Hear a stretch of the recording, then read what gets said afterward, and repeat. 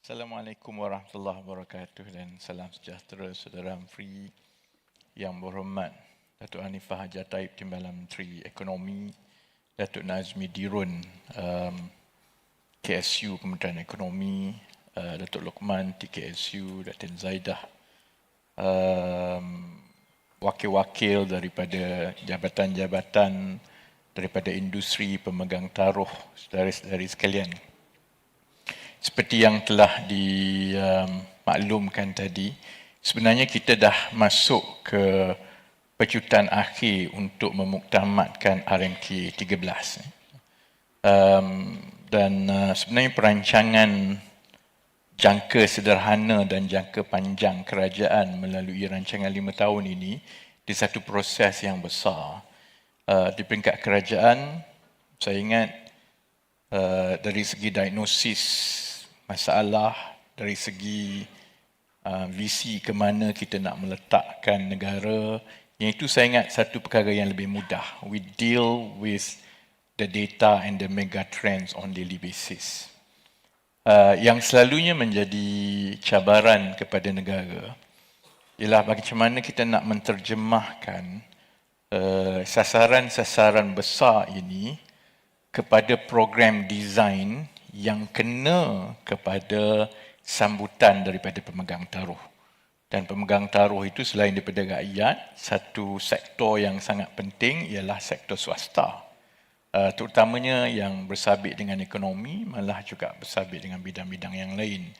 And then in the past, I think as Malaysians, we always make this remark that we know where we want to go. We have the car, tapi maybe kita tak ada ways yang betul, patut pergi terus kita masuk simpang lain.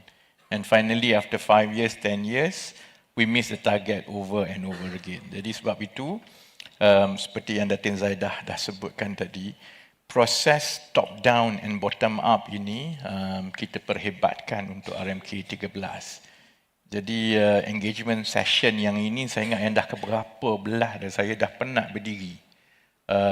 Bukan saja kita kena pergi ke setiap negeri because we have to engage the state, but we also engage the private sector. And for the private sector, I think this is the third engagement. Kita kumpulkan industri mengikut kumpulan.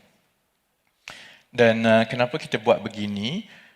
Kerana kalau is a top down, kerajaan datang dan beritahu ini yang kita nak buat, ini plan kita.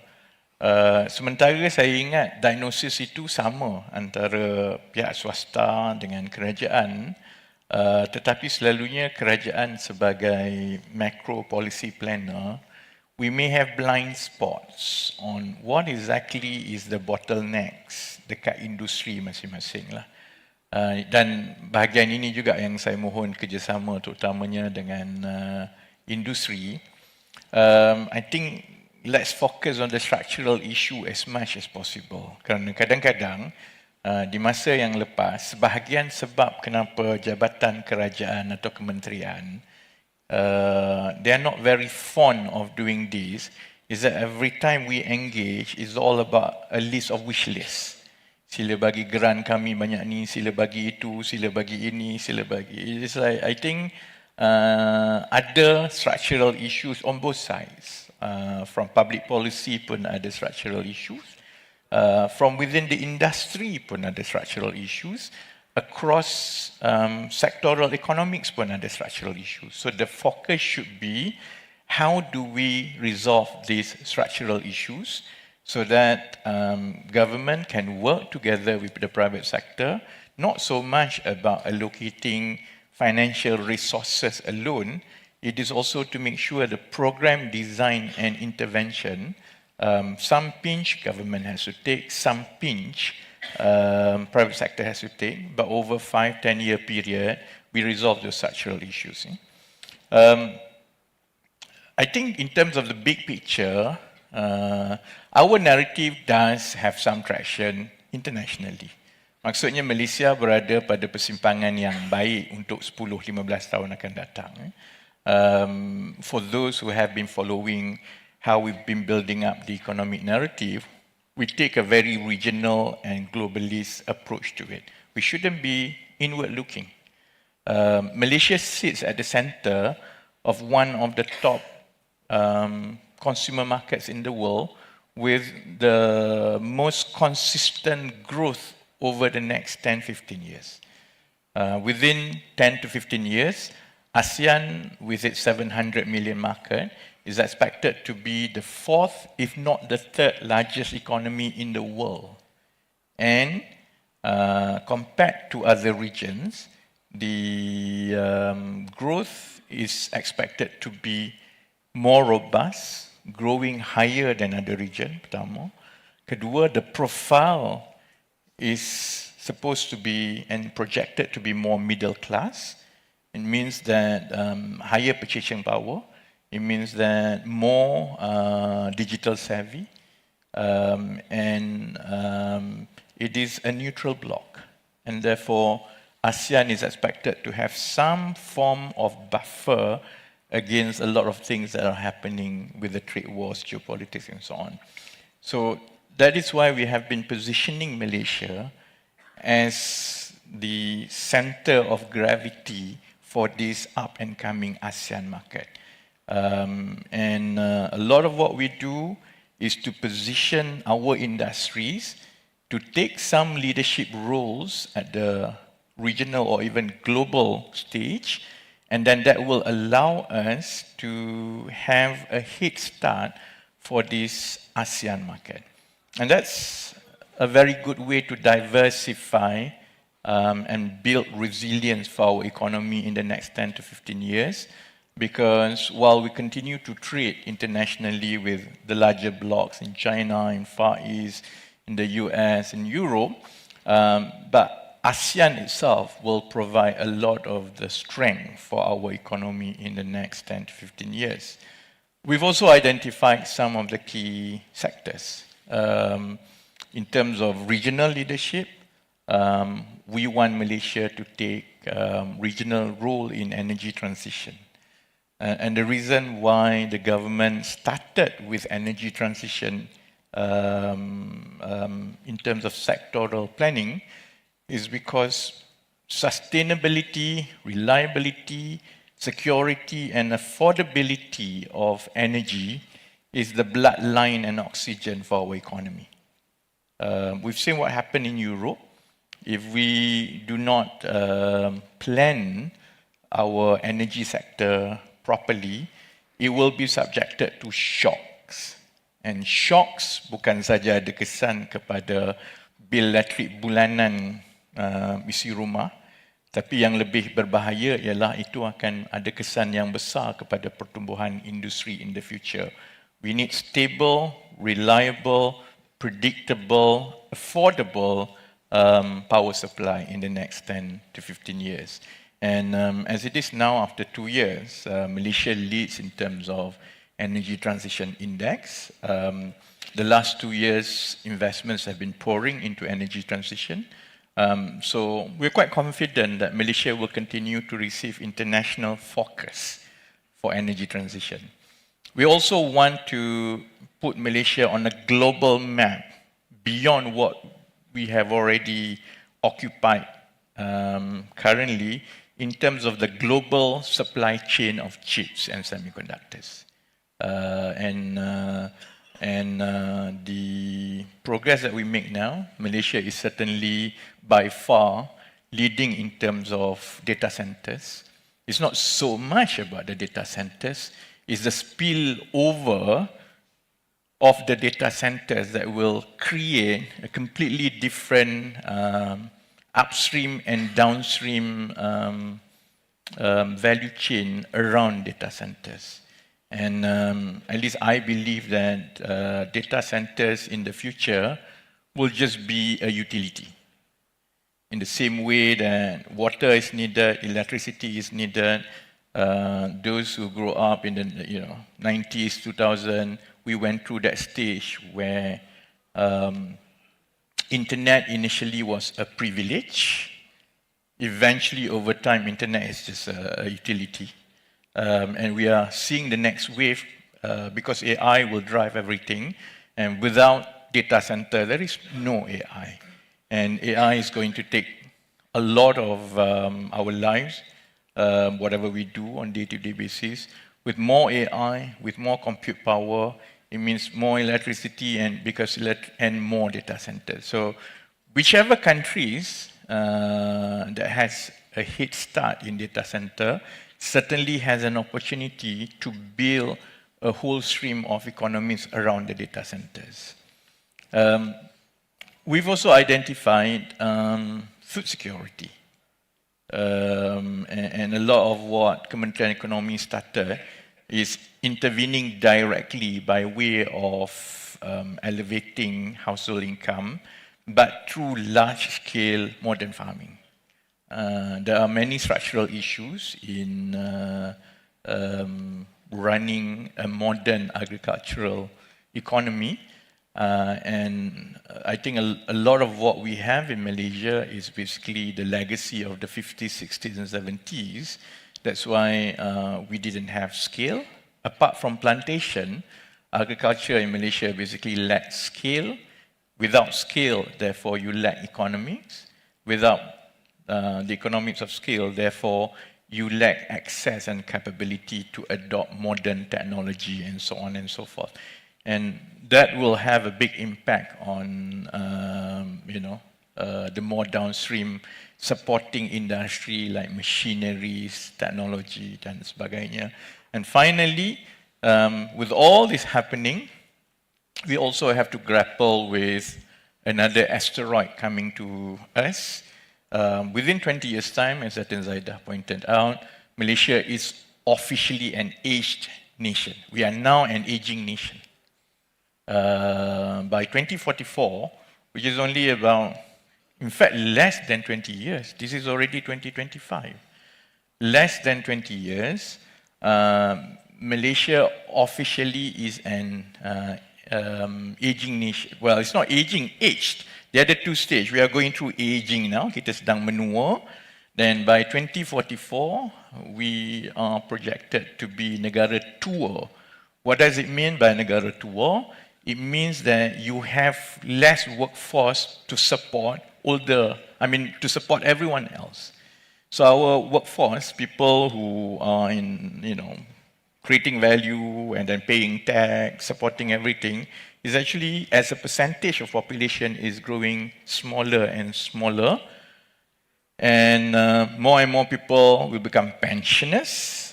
And then when they become pensioners, not only social security is going to be more expensive, pension lagi mahal, but most importantly, healthcare is also going to be very expensive. So, we are in this dicey situation because other countries that have gone through this process, they went through it when their gross national income per capita is a lot higher than ours now. Meaning that they went through this process, other people went through this process, either Japan, either South Korea. They went through all this at the time when they were much richer than us. And even then, they grapple with the problem. So if we look at the horizon 19 years down the line, a lot of things have to change. And one industry that will take the center stage is obviously healthcare, pharmaceutical, and so on. So hari ini kita ada lebih kurang 5 industri kan. Kita ada digital and tech, kita ada healthcare, kita ada jentera, kita ada chemical, dan satu lagi. Dan agro makanan. All these are central factors that of national importance, not just for the economic growth, but also for the well-being of society in the next 20 years. Jadi dengan background itu, sesi ini selalunya berlaku dengan macam-macam cara. Tapi kalau sesi yang terbuka di negeri-negeri, selalunya orang ramai yang datang dan orang ramai itu ditanya segala jenis soalan lah. Tapi saya ingat ini industri selalunya kalau engagement session with industry, I'm not here just to provide an answer. Actually, frankly speaking, we don't necessarily have all the detailed answers. A lot of policy making is iterative in nature. We know the diagnosis.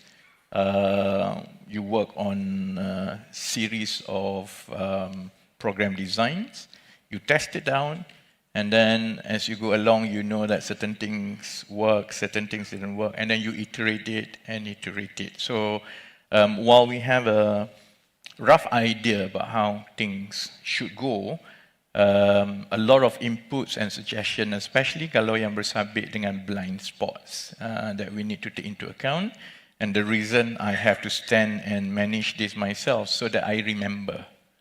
Sebab kalau kita buat macam biasa yang orang, yalah, we have all sorts of inputs. Ada orang hantar dekat website, tapi selalunya if we go through this, I remember much better so that when we consolidate nanti repertoire, catatkan semua, then at least those really big issues kita boleh pastikan dalam dokumen dan perancangan akhir itu, it really includes everything. So with that, saya persilakan. Kita ada lebih kurang 1 jam lebih lah. 1 jam lebih. Then kalau ada the first series of questions that I can take and try to explain. Just go to the mic. It's a contest for the mic.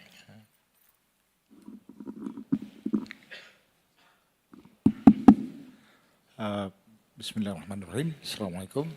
Nama saya Halim Muhammad daripada Majlis Perundingan Melayu Healthcare Cluster. It's not a question, but more like food for thoughts. In 1990, we have 3 medical schools and 1 pharmacy school. That is, medical school is particularly USM, UKM. And pharmacy school is USM. At that time, we have about 61 private hospitals. Okay.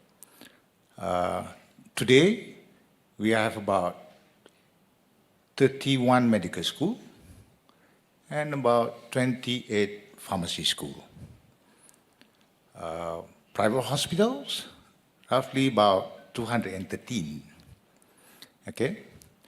In 1990, there were about 44 licensed pharmaceutical manufacturers in Malaysia. Today, there are 43. Never move. Second, food for thoughts. In 1998, Singapore become PICS members, Pharmaceutical Inspection Cooperation Scheme. 2002, Malaysia joined PICS. Today, Singapore exports $30 billion worth of pharmaceuticals. Today, Malaysia imported 8 billion ringgit every year. So something must be very wrong there somewhere. So what are they? Our suggestion is few things. Number one, practically regulators cannot be players. In Malaysia, for example, the Pharmaceutical Services Department was tasked to be the champion for the pharmaceutical manufacturing. It will never happen because regulator cannot be players. That's number one. Number two, we need to separate the dispensing and prescription. Without that, the complaint of expensive medicines and so on will continue, and it has not changed. So these are the 2 things that I would like to highlight. Food for thoughts. 30 years pass. If you look at this sector, something is very wrong. Thank you very much. Okay, next. Assalamualaikum. Mohon izin untuk saya teruskan dalam bahasa Inggeris. Distinguished guests, ladies and gentlemen, I am Muhammad Muza Mohayen, Treasurer of Perantim. Perantim is an association representing local manufacturers with a manufacturing license, ISO 13485 certification, and registration with the Medical Device Authority, MDA. Please allow me to share some key challenges faced by our industry. Firstly, the high cost of international certifications like CE, which can reach up to 2 million ringgit per product, is a significant burden, especially for smaller manufacturers. Secondly, restrictions in certain countries that prevent our products from participating in their government procurement processes. Last but not least, limited access to advanced technology, which hampers the production of high quality, low cost, and efficient products. Hence, we humbly seek your support in, first, encouraging the use of local products. This will help strengthen our industry and ecosystem. Secondly, to invest in technology, which advancement in technology can reduce costs and improve competitiveness. Last but not least, developing local talent, where training and education will help create a skilled and competitive workforce. We truly appreciate your attention and continued support toward the growth of our industry. Thank you, YB. Hi, good morning, YB. My name is Ng Jentik, and I represent Kuala Lumpur Kepong. So we are in the palm oil industry, the plantation side, which partly goes to food, and we have our downstream business. We are in refining and also in the oleochemical industry. So I'm not going to try to make it into a wish list that you mentioned, but it's really some of the very big picture issues that I see for the palm sector. And one of it is actually harmonization of our export tax policy. You probably would know the biggest palm producer in the world is Indonesia. So although it's our neighbor, but they're also our biggest competitor. And Indonesia has a very, very sophisticated export duty and levy structure, and they are very, very focused on going downstream and supporting manufacturing and their biodiesel mandate over there. So one of the things I want to bring up is for the minister to consider is to think about how can we harmonize this tax structure so that we don't compete with Indonesia. And I think what the Indonesians are doing, I think it's a good effort because they are actually creating jobs and keeping all the technical skills and research all within the country and going downstream, becoming more and more specialized.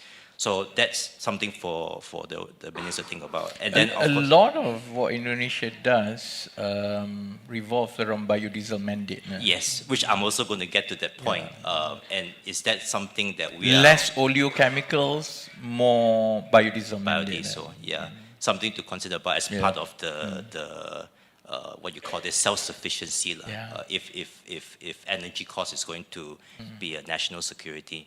And then the second point, I think this is the wish list bit, is really one of the slides you mentioned there. I think on the agro-food there, it says that our RD and C, is kurang matang, and that's something that, if we want to go down into the food industry, do our own R&D, is that something that the minister will consider to support companies like us to go and go and do some research on food? That's it for me. Thank you. Okay, maybe another question. Okay, Assalamualaikum warahmatullahi wabarakatuh. Datuk Seri. My name is Sophie daripada Persatuan Kebangsaan Pekebun Kecil Malaysia. So, I don't have a question, but lebih pada suggestion lah and a statement. So, we are representing the smallholders lah in Malaysia, basically. Dan kalau kita tengok the landscape of smallholders currently, kalau kita tengok aset pekebun kecil, let's just make it simple. Aset pekebun kecil dulu, back in 30 years ago, macam tanah, and then for the other asset, labor, and also technology. 20 years, 30 years ago, this is asset for them. Tapi sekarang ni, this is the thing that preventing them from moving forward lah, because of their age. So currently, the smallholders in Malaysia, average is 60 years and above. And for land issue, sekarang ni, if we focus on 3 issues, which is the first is land. The first is land is they don't have the capability untuk they not operate their land anymore. And then dia children, dia punya anak pun memang dah tak nak bangunkan dah ladang ni. Dia lebih fokus pada industri lain yang lebih memberi keuntungan lah. And then for labours pun dah jadi isu, sebab itulah orang muda sekarang ni memang tak nak kerja. And then for technology, back in those days, mesin cantas is a very good technology lah. Tapi sekarang ni diorang nak angkat mesin cantas pun dah susah. Ini for sawit lah. And then for getah pun dah jadi masalah. And this the same thing goes for other commodity and food crop. So to make it simple, our suggestion is, untuk kerajaan tubuhkan tabung pembangunan pekebun kecil negara, or maybe we can sebut sebagai TPPKN. So macam mana tabung ni first nak bergerak is maybe by geran padanan yang boleh dilaksanakan oleh kerajaan. And smallholders ni, dia punya isu dia ada tanah. Macam tadi saya dengar YB Datuk Seri sebut we lack of land. Sekarang sebenarnya isu tanah tu ada. Kita ada tanah yang banyak, especially when we look at the rubber sector. There are 420,000 hectares of untapped area untuk getah. So this is the land that we can optimize for the near future. So TPPKN can act as a land bank. You can provide the land bank for the people who need the land.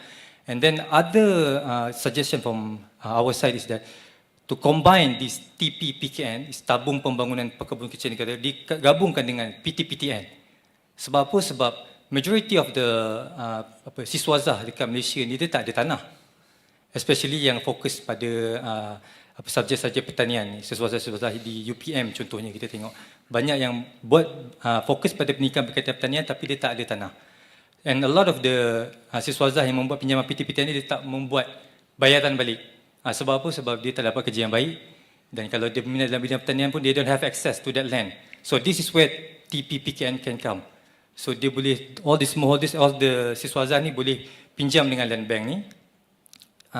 Pekebun-pekebun kecil yang voluntarily nak terlibat dalam land bank ni boleh provide their land to TPPKN untuk di-develop. And then the profit can be shared lah between those two. The siswazah pun boleh menerima apa profit yang dia terima dari ladang tu, dia boleh sumbang balik, dia boleh bayar balik PTPTN dia, and at the same time can help to increase the fund for the TPPKN. And then one other thing, second last is, I'm sorry, saya panjang sikit sebab I think this is very important thing. The next project yang perlu digunakan untuk land bank ni, kerajaan perlu fokus more on high value farming punya tanaman. Which is sekarang kita ada kerjasama dengan High Value Farming Group, terdiri daripada pemilik-pemilik dadang yang juga researcher daripada PAUPM, kebanyakannya adalah profesor daripada Persatuan Alumni sendiri daripada UPM. And they have the market already, a firm market. So the government can work together with this team untuk kenal pasti jenis-jenis tanaman yang sesuai to be developed by this siswazah yang boleh teringin nak terlibat dalam bidang pertanian. And this can solve a lot of issue. The three main issue tadi lah, isu tanah, isu pekerja dan isu teknologi. Because smallholders, when you're talking about the youngsters, the only thing they are looking for if they participate in the agricultural sector is technology and then a very systematic punya sistem penggajian. If this can be solved through TPPKN, so we are hoping the government can look this further up. And then last but not least, we are hoping the government boleh restructure balik agency yang duduk di bawah kementerian. Sebab yang kalau kita nampak sekarang agensi yang duduk bawah kementerian untuk berkaitan pertanian ada 3 kementerian yang pegang, KPKM, KPK dan juga KKDW.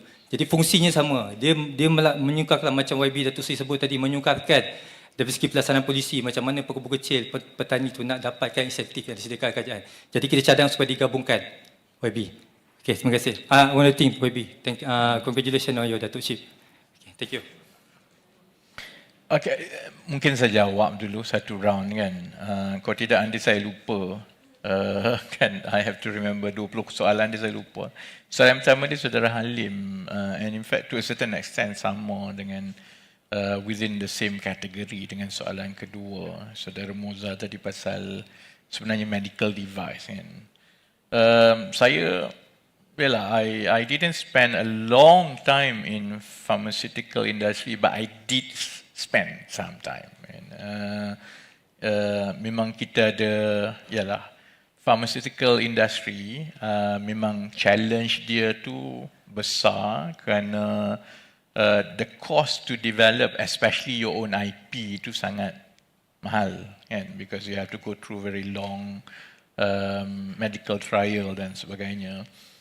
Slightly less on medical device, kerana medical device is a shorter requirement, simpler requirement dan boleh register terus dengan MDA.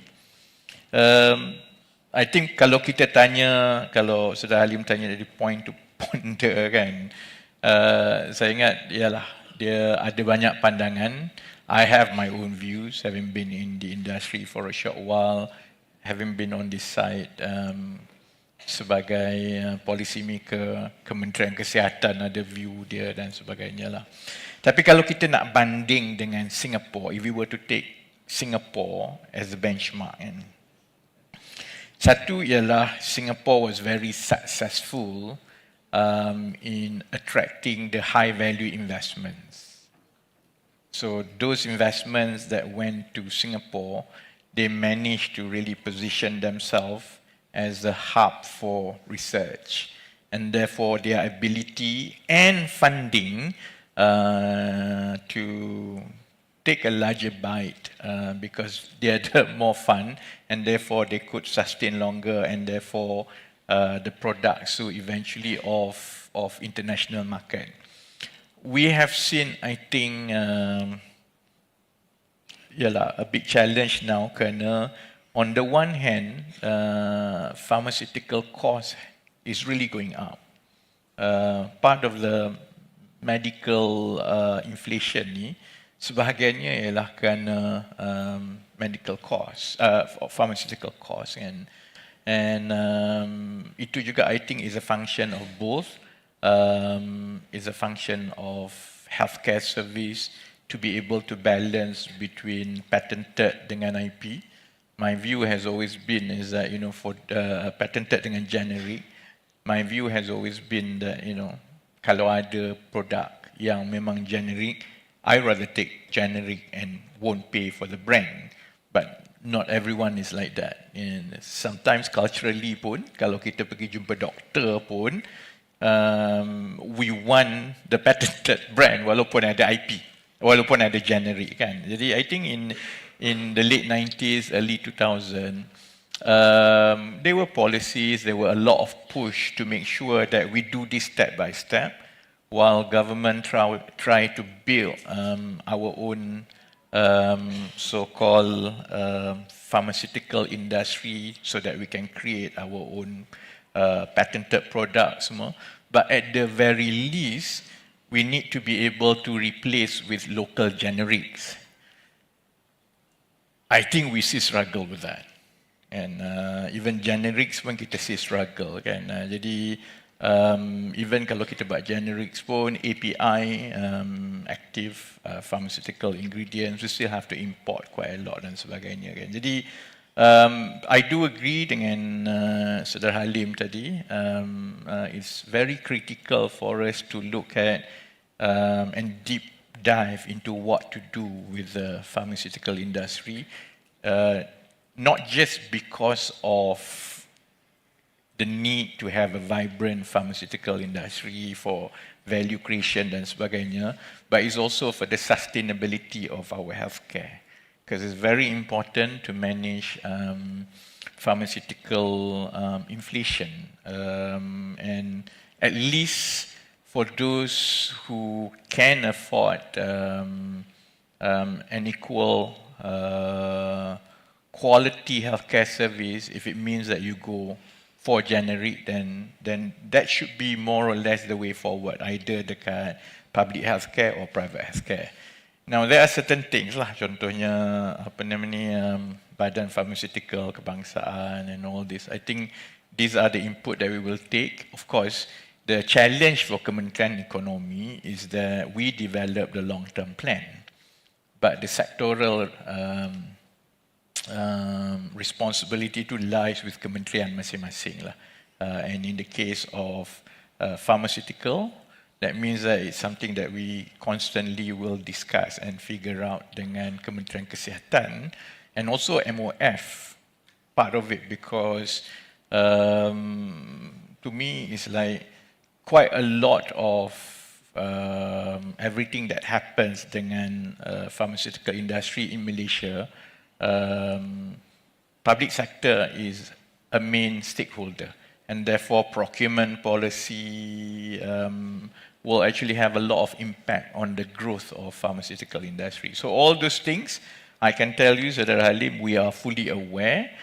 We have to go through this process dengan Kementerian Kesihatan, dan di peringkat Kementerian Ekonomi, we have one advantage because we manage Majlis Tindakan Ekonomi Negara, and selalunya sectoral intervention tu, once we have a fair idea, once the program design has been finalized and harmonized dengan semua stakeholders, then we can formalize it through Majlis Tindakan Ekonomi Negara that will be cross-cutting government initiative yang semua kementerian terbabit kena patuhi lah. So I think that process will be ongoing, and most probably we will see interventions in pharmaceutical ni as a standalone just for pharmaceutical industry in the next maybe 1 year.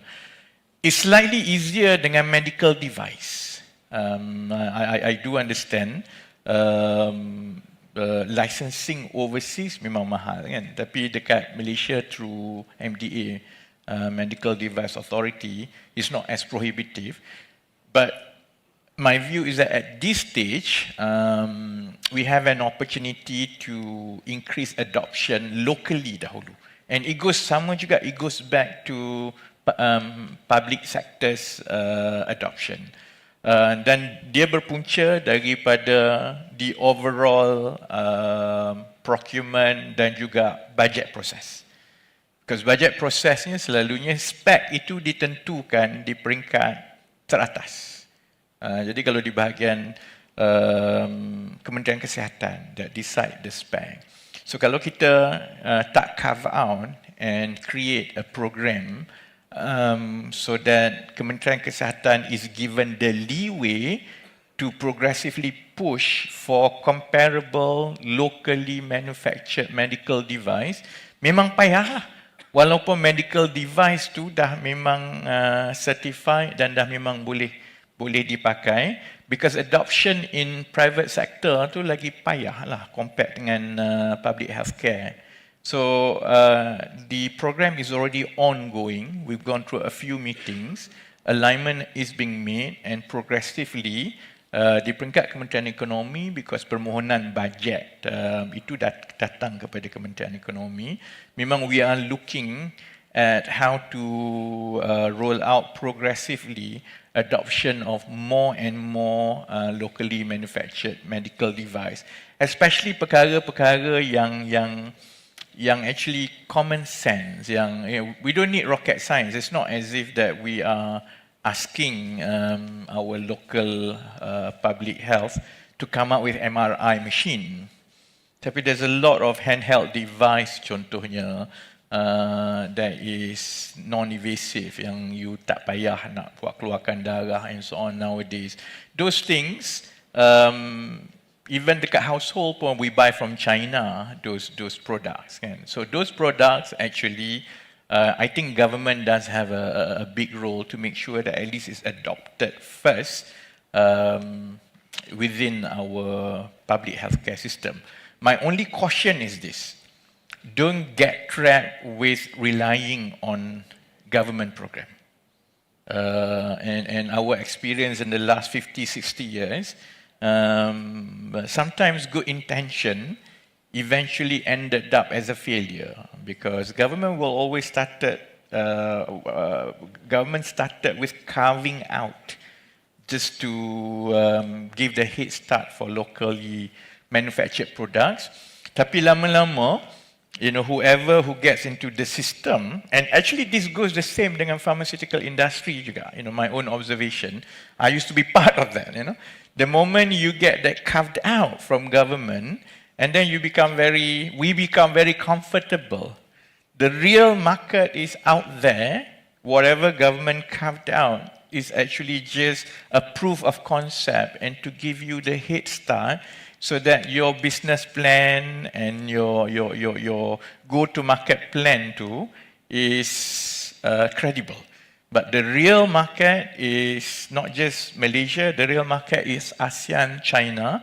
And then it's just that we have to compete. Kalau medical device ni, memang kena, especially the smaller ones, memang kena compete dengan not just the European, the Western ones, especially more so with the Chinese ones coming to our market. Kan?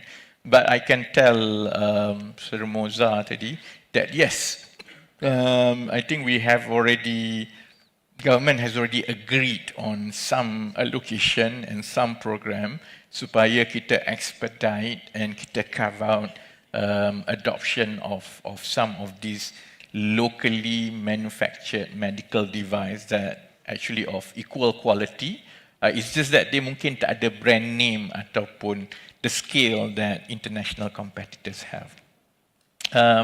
Tadi the question from KLK and I think this whole issue about biodiesel, we wanted to do downstreaming and oleochemicals since I was a single guy, still not married, late 90s, early 2000. I remember there was one period where government agencies spent a lot of money buying oleochemicals companies overseas, in Canada, in Netherlands, and so I remember that part. You see, I think that has to happen, that has to continue, and it's a matter of survival lah. So I think large-scale plantation, palm oil plantation companies will continue to push for downstreaming for higher value products simply because as you downstream, you get better value creation. And we will always be subjected to the normal challenges, access to technology, competition, and so on. The slight difference, I think, when it comes to biodiesel mandate, because I have my views about biodiesel mandate for a long time, I think is a question of option for value that as a country we have to make. I think my impression is that Indonesia can do that, satu, because of its scale of production, secondly, because of its cost of production. And therefore, they can have a biodiesel. They are not B20, B40 already, B50. And I remember those years they started with B10, and then so it's already B40. And B40 means the blend of 40% palm oil into diesel. And they could do it because I think their volume gives them advantage on economies of scale, and therefore cost of production is cheaper.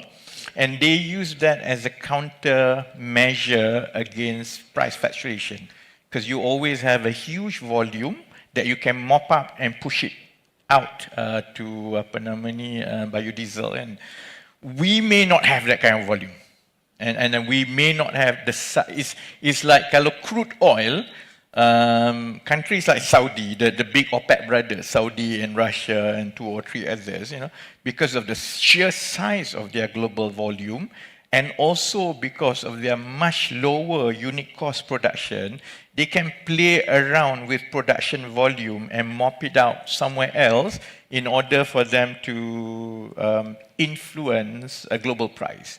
I'm not sure our volume now put us at the position when we can do that, because if we try to do biodiesel mandate, even at B20, but the price is so much higher than the diesel price, then the economics doesn't work. And so I think that's the bit that is very difficult for government to have a national biodiesel mandate of the size that Indonesia has.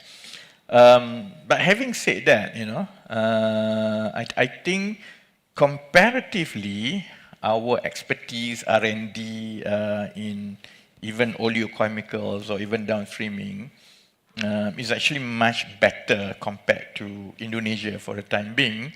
And this is something that government actually memang allocate a lot of money. Okay, whether or not it eventually reaches out to companies yang betul-betul buat R&D, whether in the form of grant, whether in the form of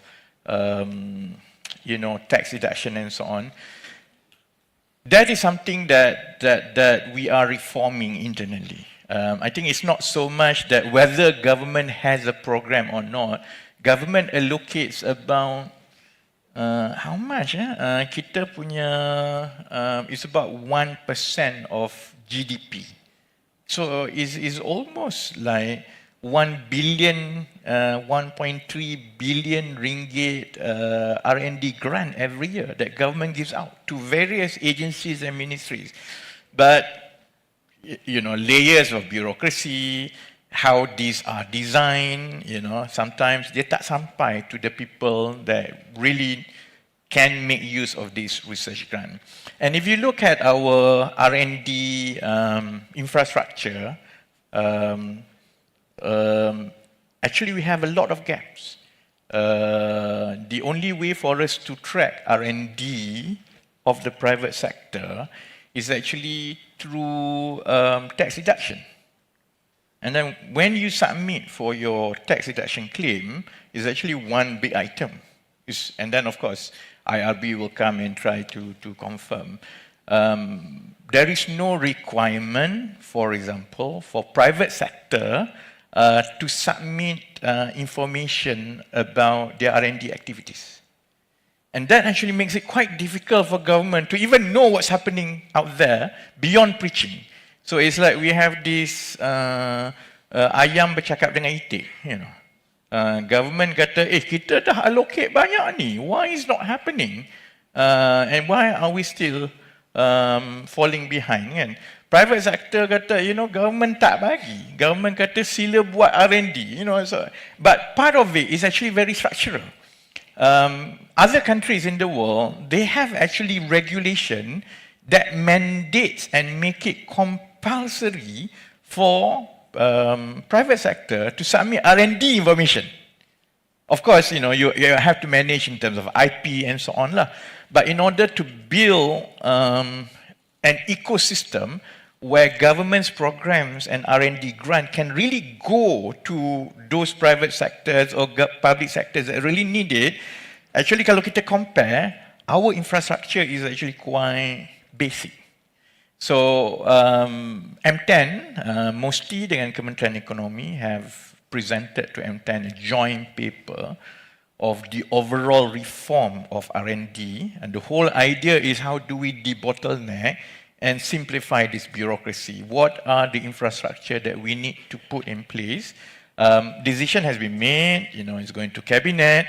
Kementerian Ekonomi and Musti have this, challenging task of going to the public with that reform details of what is going to happen, maybe March or April. So hopefully by March and April, we can start presenting to the public. This is how R&D is going to be much better in the future, because my difficulty as Menteri Ekonomi, every year, public and private sector will come screaming at me, give us more money. I'm all for it.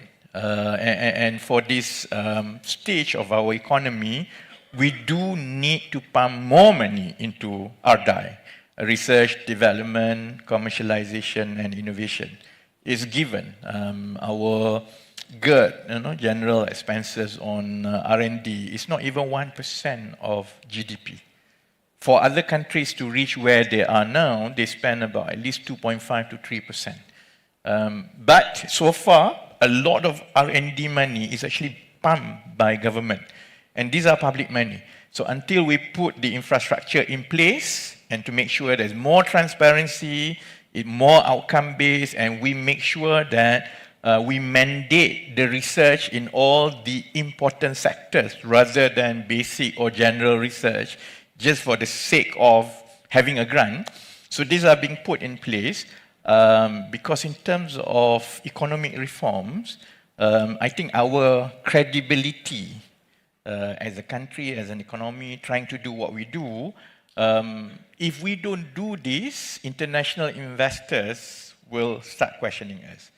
It's impossible for us to leapfrog to the next level of value creation unless we resolve the R&D, commercialization and innovation. And the RDI ecosystem is not just a function of how much money is being pumped, it is the whole ecosystem must be built so that it's more transparent, so that it is less bureaucratic, so that it's more outcome-based. And hopefully, I mean, 2025, Musti and Kementerian Ekonomi, we are hopeful that this is going to be a year for big RDI reforms, and then corporations, industries that will be able to see, you know, how then you can start coming in. Last question tadi pasal perbadanan tabung tanah pekebun kecil kan. Likewise, I think sama juga, diagnosis tu kita sedia maklum. Sebenarnya kita ada legacy problem lah kan, dalam tahun 60-an, 70-an, kita bermula dengan, in fact RMK pertama, kedua, ketiga tu, banyak fokusnya ialah macam mana to consolidate small aktiviti pertanian ini kepada dalam bentuk perladangan. So as a result of that, banyak agensi-agensi yang ditubuhkan. Kita ada RISDA, kita ada Felcra, selain daripada itu, kita juga ada syarikat-syarikat peladangan, ada yang bersaiz-besar, ada smallholders kan. Likewise, sebenarnya peruntukan kepada agensi-agensi untuk memberi dana ataupun grant ini sebenarnya adalah projek yang berterusan. Correct me if I'm wrong, I think RISDA memang ada tabung dia, Felcra ada tabung dia. But my impression is this lah, efisiensi setakat ini tidaklah mencapai sepenuhnya. Maksudnya kalau kita bagi X juta, X juta ini kalau ikut costing dia, kalau diagihkan melalui program-program pembangunan semula tanah-tanah terkumpul ini, baik yang kalau I think di bawah Felcra, baik yang diserahkan kepada Felcra untuk diuruskan ataupun yang pekebun kecil di bawah RISDA, kalau X million amount is meant to redevelop Y hectares, actually dia tak jadi Y hectares. X million disbursed and spent, tapi the percentage tu mungkin 60% of the Y hectare, 70% of the dan sebagainya juga ialah kerana it's also the transition we have had with our society. I mean, tadi yang saudara yang tanya tadi, it's a challenge sebenarnya untuk mendapatkan budak-budak untuk bekerja ni. And I've sat down with a few smallholders and the complaint is the same. Market banyak, jualan baik, tetapi untuk mendapatkan local untuk bekerja is nearly impossible kalau budak-budak lah, kalau bekerja. Tambah kalau kelapa sawit paling susah. Tapi pertanian lain pun, kelapa pun payah kan. I remember asking one smallholder, dia kata kalau bayar 3,000 pun orang tak nak sekarang budak-budak kat kampung tu. Walaupun dia tak ada kerja, still kena ambil pekerja asing. So dia sanggup untuk tak kerja. Jadi bentuk kerja apa yang dia nak dalam apa nama ni, sektor smallholder semua ni kan. Apa nama ni, kalau dia jadi mando dia sudah.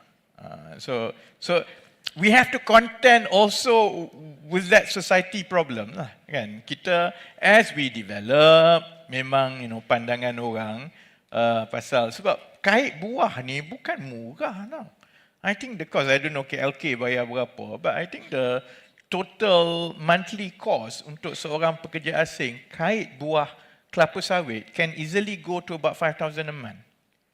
Campur 4,000 yang dibayar kat dia, campur dengan kos yang lain semua is easily 5,000. It's actually more lucrative than becoming an engineer. Tapi yalah, I mean you can't force it.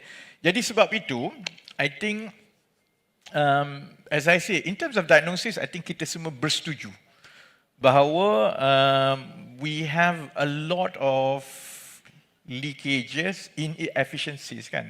Itu juga sebahagiannya kenapa Kementerian Ekonomi buat banci pertanian tahun lepas. Tahun ini kita akan umumkan keputusan dia dan sebagainya. The last time banci pertanian dibuat tahun 2005.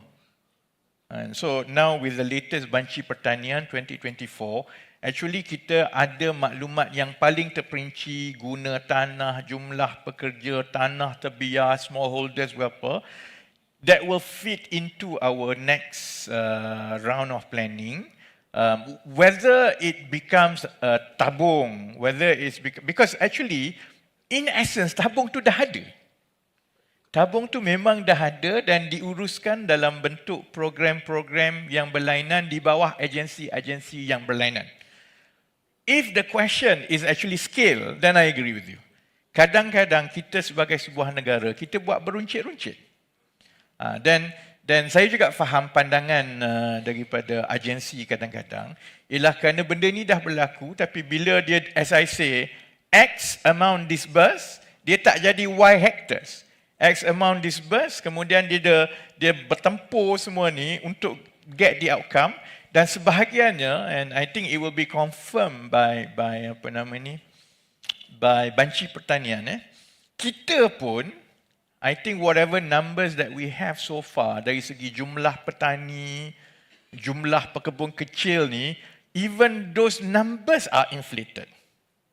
Sebab bila kita laporkan kat parlimen ke apa, data dalam kerajaan, berapa orang petani, berapa orang pekebun kecil kan, contohnya petani, macam mana kita kira berapa orang petani yang dalam Malaysia ni? Selalunya kita tengok kepada jumlah penerima subsidi. Kerajaan bagi macam-macam subsidi baja, allowance ini kan. Jadi bila kerajaan di parlimen, orang tanya sebenarnya berapa jumlah petani kita? And based on this macro number, we do macro planning untuk pertanian semua kan. Kita ambil jumlah orang yang claim. Tapi I think with banci, we will be able to confirm sebenarnya bukan semua yang pekebun kecil ke yang dapat manfaat, petani yang dapat subsidi, bukan semua petani. Dia sebenarnya cikgu, tapi dia ada kebun sikit kat belakang. Actually, it's true. Jadi akhirnya, you see whatever numbers and our understanding about pertanian, guna tanah sebenarnya tu, we have to recalibrate, and that's the process that we're going now. I mean, I'm so glad that sebenarnya that massive exercise of banci pertanian. In fact, kita tengah clean the numbers now kan. It's not easy because kita kena survey semua. Tanah berapa, ayam berapa, lembu berapa, petani berapa semua ni kan. So that we get that number. Based on that, I think it's going to be a vital input for us to know how to do this more efficiently in the future. Sama ada it comes out with one whole tabung, sama ada it's in different program design. Saya rasa we are on agreement on that. We don't have any objection to that. The challenge is how to do this efficiently supaya dia betul-betul akan ada kesan kepada sektor pertanian kita. And di peringkat Kementerian Ekonomi memang tujuan kita ialah untuk to mainstream modern farming. Sebab tu kalau tengok kepada kajian separuh penggal RMK 12 tahun lepas, kita ada 5 sektor fokus. Sektor yang lain tu semua orang macam okeylah faham. Peralihan tenaga, advanced E&E, digital and tech. Ini semua yang hebat-hebat semua ni kan. REE, rare earth elements. Tapi ada satu sektor tu yang macam tak fit in, which is modern farming. So dari segi dasar kerajaan RMK 12 sekarang bersambung dengan RMK 13, saya rasa pertanian moden akan terus dapat bajet yang besar, akan terus jadi tumpuan ekonomi, tetapi kadang-kadang is a lot easier dengan greenfield industry. Because you design it, kemudian you gunakan yang terkini, and then you have less legacy issues to deal with. When it comes to transitioning farming, peladangan smallholders ni into modern farming where it is driven by market economics, where it can offer high value jobs, high tech, we have to deal with a lot of legacy issues, termasuklah legacy issues agensi, kementerian dan sebagainya lah. And those are the process that we are going through. Well noted. The real challenge is macam mana nak bertempur dalam kerajaan. Then I think that's the real challenge lah. But I think that's a commitment and acknowledgement that we need to do something very radical. Otherwise kita nak buat sesuatu pada skala yang besar ni to leapfrog smallholders and our farming plantation into modern ones, kita akan berterusan ada masalah-masalah struktur yang ini. Okay, so next round of questions.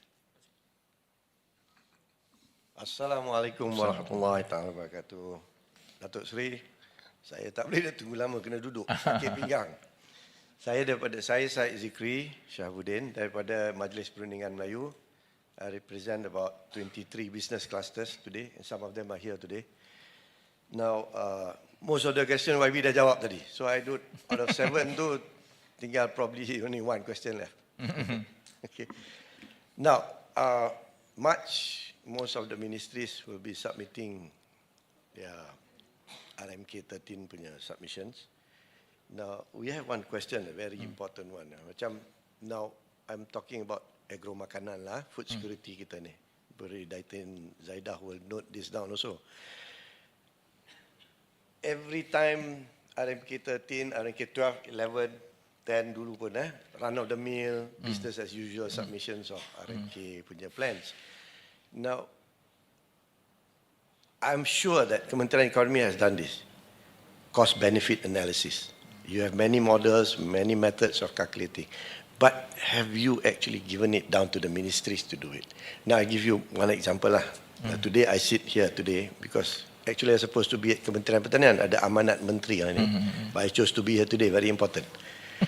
Okay, so this cost-benefit analysis, for every ringgit that the government spend on capital expenditure, on subsidies, for every ringgit, the benefit, calculation on the cost-benefit analysis. Many arguments on this. Now, for every ringgit, what is the best that you want out of the 1 ringgit? Now, has it been driven down to the ministries? I've seen this because you know, you did the IPR in TAN, you know the supply chain. Now, when you talk about supply chain, macam kerangka food security ini, you have like indirectly 8 ministries, bawah ada directly 4 ministries looking into this. Now, are they coordinated in terms of the supply chain? You may have MDEC looking into, mostly MDEC looking into AI, IoT on agriculture. You have upstream agriculture, assuming like aquaculture farming, you have Jabatan Perikanan, LKM looking into it. The market, the processing, the whole supply chain. And government comes in, looking at the supply chain, intervene at the weakest link in the supply chain. Now, is it well spent money by the government to strengthen the supply chain? Are you creating an alternate supply chain? So that is the real question now. Can the ministries that submit to Kementerian Ekonomi, there ada a process that they have to go through, cost-benefit analysis. For every ringgit that the government is going to give them, subsidies ke capital gain. This we want to know. Yeah? By March, I think they should be able to do it.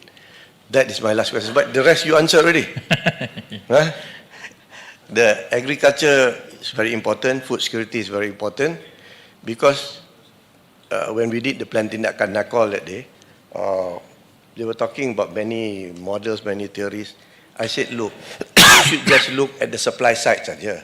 How you control supply, because demand you can always plot. Supply side is very important. How you control supply, you get the right prices that you want. Thank you very much. Thank you Tuan Syed. Saya senyum sebab saya boleh jawab. Next. Assalamualaikum. Datuk Seri, saya Nizam Kahar daripada Ain Medicare. We are local pharmaceutical manufacturing company. I believe you know us. I do. In fact, I started in pharma more or less the time. About my time or I wasn't About there your time, long. about your my time. time. But I wasn't there long. Yeah, I started in pharma when you were there. Okay, but we didn't meet. Okay, Dr. Sri, I would like to highlight about, please allow me to bring us back into pharmaceutical, medical, healthcare. Yeah, it is not that it is important and other segments are not important, no. Because what presented just now in terms of the three challenges on the slide. Number one is about API. Okay, when we talk about pharmaceutical industry or pharmaceutical products, we have to know that they are the originals and the generics. Okay? As long as the original products or the drugs are still within the patent period, the doctors have no choice but to buy. Okay? At the same time, we are, as generic manufacturers and suppliers, so much driven by business. Yeah? It is commercially driven. But I believe most of the manufacturers, local manufacturers, will have obligation to the nation. Okay, we have got many supports from various ministries, MOH, MOF, MITI, even your ministry. Cuma, what I can say is that for the first issue just now on API, I would like to ask or perhaps suggest if there will be a government intervention to look at how can we reduce the dependency. Now, our generic players mostly import APIs from India, lah.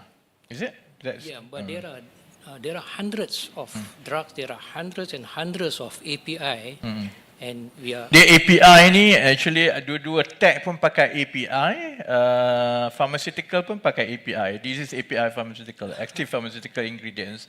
Not apa nama ni, kalau API apa ni, programming interface, not. Anyway, so it's, people refer to the same thing, but this is pharmaceutical. It's basically the active ingredients for you to do generic drugs. For example, for iron Medicare, we go as far as Brazil, yeah, for our API.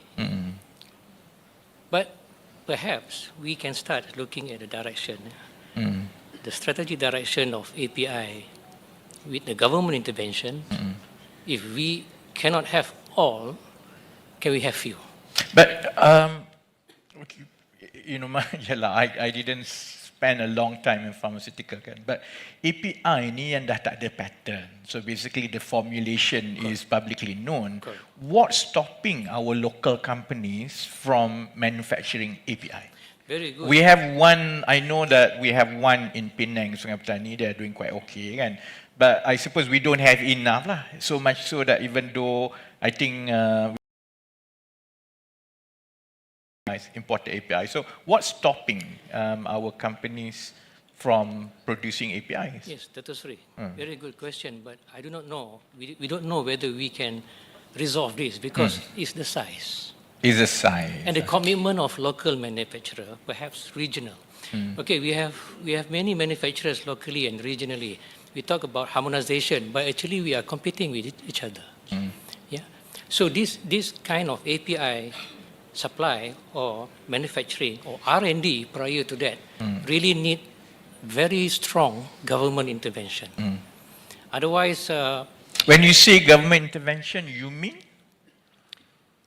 Of course. Apart from setting aside fund, and in fact, government has done that. One of Equinas punya investment is to buy an API company lah, tapi itu just one company lah. But at the policy level, when you say government intervention, it means? This is where we need to have a G to G. I see.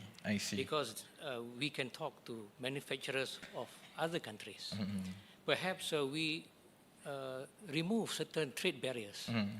But, for example, CPTPP, you know, we can go to other countries, but other countries are coming here as well. Yeah. So, API, I believe, we need to have a block that will be very much encouraging to the players within certain region or certain blocks. Okay, that's three boleh Number two, not so much related to our local manufacturing, I mean, iron Medicare, but when it comes to healthcare, it's a popular topic nowadays. Yeah, we both came 20 years ago. Then we saw what healthcare is all about. Okay, people who are covered or who are afford, they can go to the private healthcare centers. The rest will have to go to the government hospitals. Okay, in between there are teaching hospitals. We call it teaching hospitals, the PPUM, HUSM, yeah, also being cramped. Not only because of the cost, but because of the capabilities. Yeah? If I may suggest, maybe I believe your ministry or UCAS has been taking some steps. Can we have more this type of hospitals where it is just like BOT, for example, build, operate, and transfer by the private players for certain concession years, and the rates or the charges is in between the government yang RM1 tadi ni dengan the private. The next question is to construct.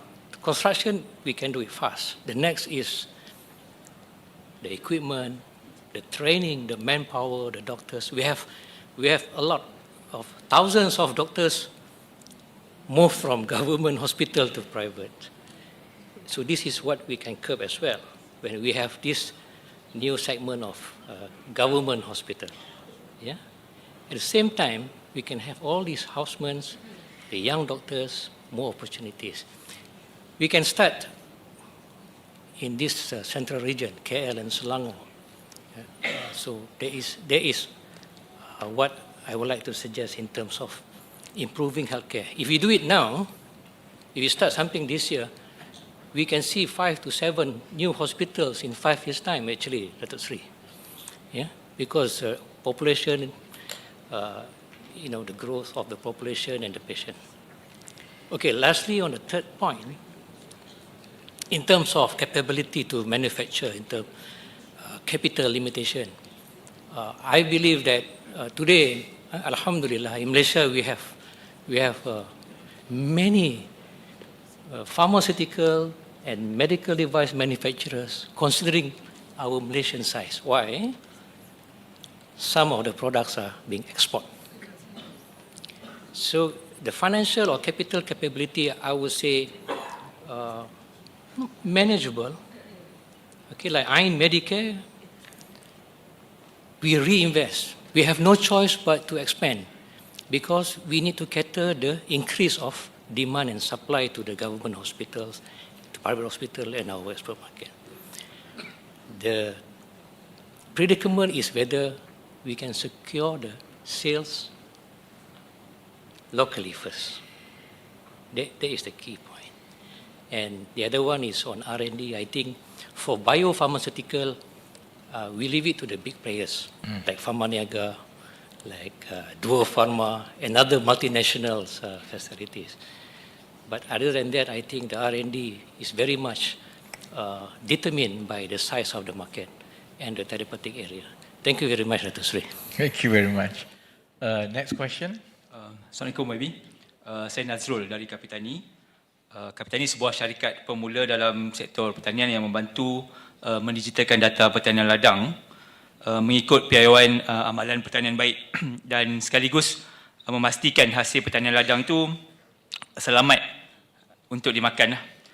Kita dengar daripada pemandangan tadi berkenaan dengan the trend about the negara tua bottleneck yang akan dialami oleh some of our healthcare industry.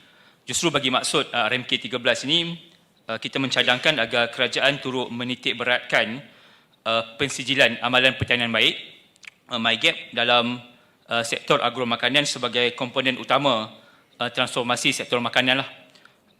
Bagaimanapun terdapat dua cabaran utama yang perlu diselesaikan. Yang pertama, ketersediaan platform digital, yang mana pada masa ini Kapitani sedang membangunkan sebuah platform digital untuk MyGap. Dan kedua, supaya harga tanaman yang mendapat pensijilan MyGap ini lebih tinggi di pasaran. Seperti fokus harga hari ini, kalau kita tengok harga lantai padi yang diwawarkan kebanyakannya hanya melihat kepada kepentingan pengguna dan tidak kepada petani atau pengeluar lah. Justru satu soalan kepada YB, apakah pertimbangan untuk RMK 13 ni kita akan melihat dengan neraca yang sama supaya kita tidak mengulangi masalah yang sama dan saban tahun kita mendengar rungutan yang sama daripada petani lah. Di pihak petani dan juga petani kecil, kita berharap agar petani tempatan tidak rugi, pengguna juga tidak rugi akibat kita beli sayur murah. Saya selalu labelkan sayur murah ni kebanyakannya sayur expatriate farmers yang ditanam oleh Bangladeshi, Myanmar di bawah power line. They use quite a cheap chemical without us knowing. Dan this chemical probably contribute to some of our, implicate to our health punya condition. Kita tak Saya tahu. tak apalah sebab saya tak makan sayur. Dan Saya selamat.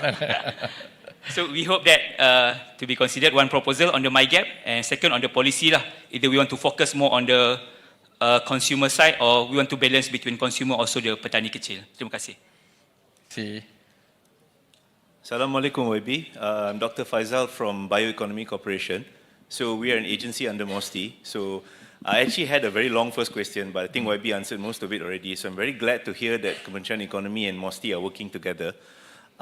In regards to that specifically, so back in the day we had very silo type of projects and initiatives done by ministries, right? But especially today, you see a lot of things cross, and it doesn't come completely under the ambit of one particular ministry. So as an agency under MOSTI, right? Sometimes on the ground lah, kita turun padang kan. We do have issues sometimes when it comes to when we do something and then part 2 involves another ministry, we have that kind of a problem. So could it be something that Kementerian Ekonomi could be the if I use the word taikor lah, to bring us both together? That means more problem for us. Yeah. And second question or comment, YB. So under bioeconomy, for example, for one of our programs, Bio-Based Accelerator, we have about 250 SMEs and startups all under the bio-based sector. For BioNexus status, which are biotech companies, we have more than 200 companies. So just why I'm telling you this is that all these companies, right, they all want to play a part in the initiatives and the programs that the government has put out there. But in regards to them, how we can support them, I see that a lot of our programs that we're doing right now, sometimes they go up to a certain level and then they stop. Because the assumption is, okay lah, you have reached the commercial stage already, you can survive on your own. But, when we speak to a lot of our companies, we realize that a lot of them, they still need help. So even our big BioNexus companies also, right, they still come to us for assistance and they say, can you help me to open this market, get this certification and so on and so forth. It pains me to compare it to our contemporary down south in Singapore, but I think one of the things that A-Star has got really right is the end-to-end punya facilitation that they provide for a lot of their companies lah. So again, I think perhaps that is something that we need to look into. When we do programs, we cannot just do it according to what we have planned and then we stop, because there is a continuation to it. And to share, a lot of these companies can significantly contribute to RMK 13 and where Malaysia wants to go to. Thank you, YB.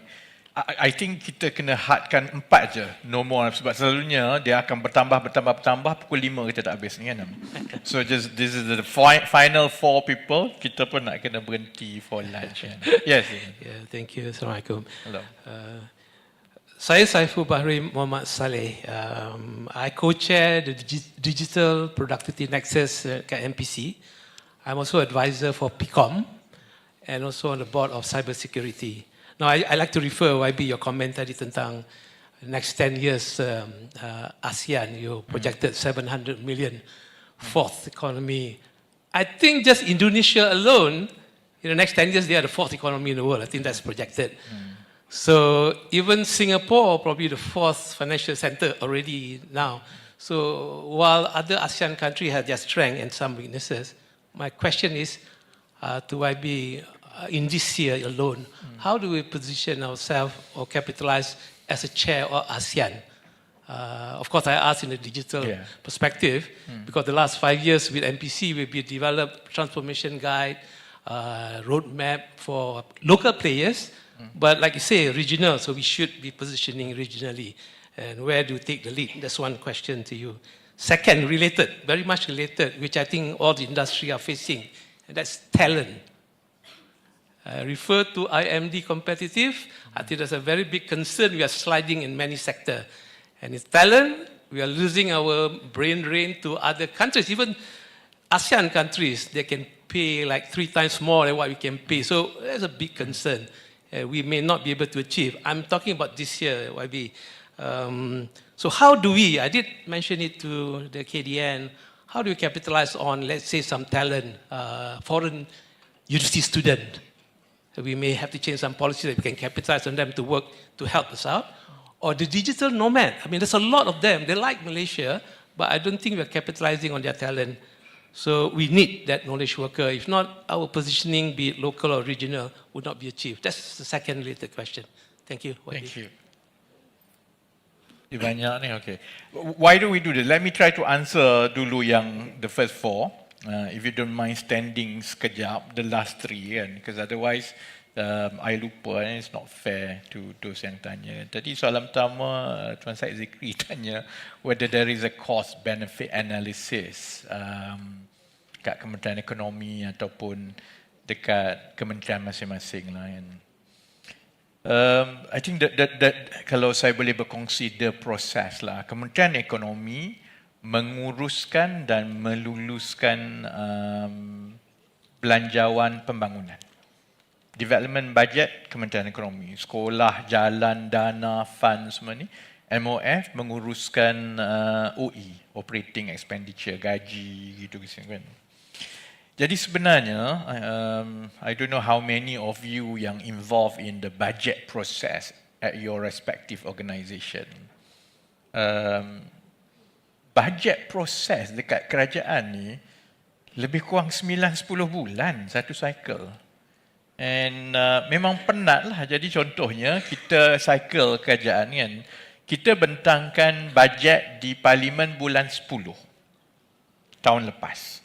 By bulan 2, kementerian-kementerian dah kena key in permohonan bajet untuk tahun depan.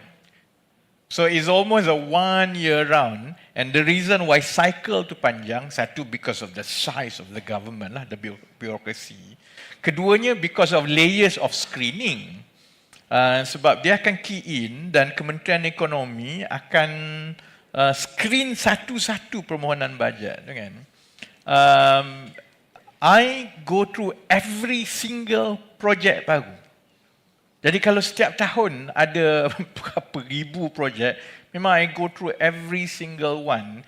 So I know siapa yang nak minta duit untuk buat baka lembu jantan, siapa nak buat duit ni every year. Jadi what I can share with you, Tuan Syed kan, actually the budget process too is competent. You know, I came from private sector.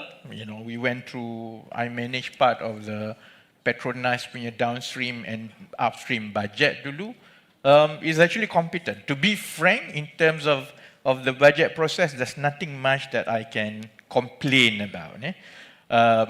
Is there tools to do cost benefit analysis semua? Ada. Okay. So sebab itu kalau tanya kepada jabatan-jabatan semua kan, dia kata ya kita go through ni. Kita kena naik ke EPU, turun naik untuk dapat bajet ni, the bidding process kan. Kau tanya kat saya, you know, sometimes kita menghabiskan berbulan sampai tengah-tengah malam go through every single one, dan pegawai-pegawai macam Datin Zaidah, semua yang bersabit dengan permohonan bajet pertanian go through bahagian dia grill dulu sampai terbakar, sampai turn dia saya grill dia sampai terbakar. So they make sure dia dah go through this cost benefit analysis sebelum sampai kat saya kan. Does it work? I think we have mixed result. And it's actually just beyond apa nama ni, the actual budget process itself. And dia daripada policy setting. And I think policy setting is the easiest to do. We more or less agree. Kerajaan tak ada yang tak bersetuju. Rakyat nak ini, nak itu. Sometimes ada trade-off lah. But by and large, we know where we want to go. So policy setting.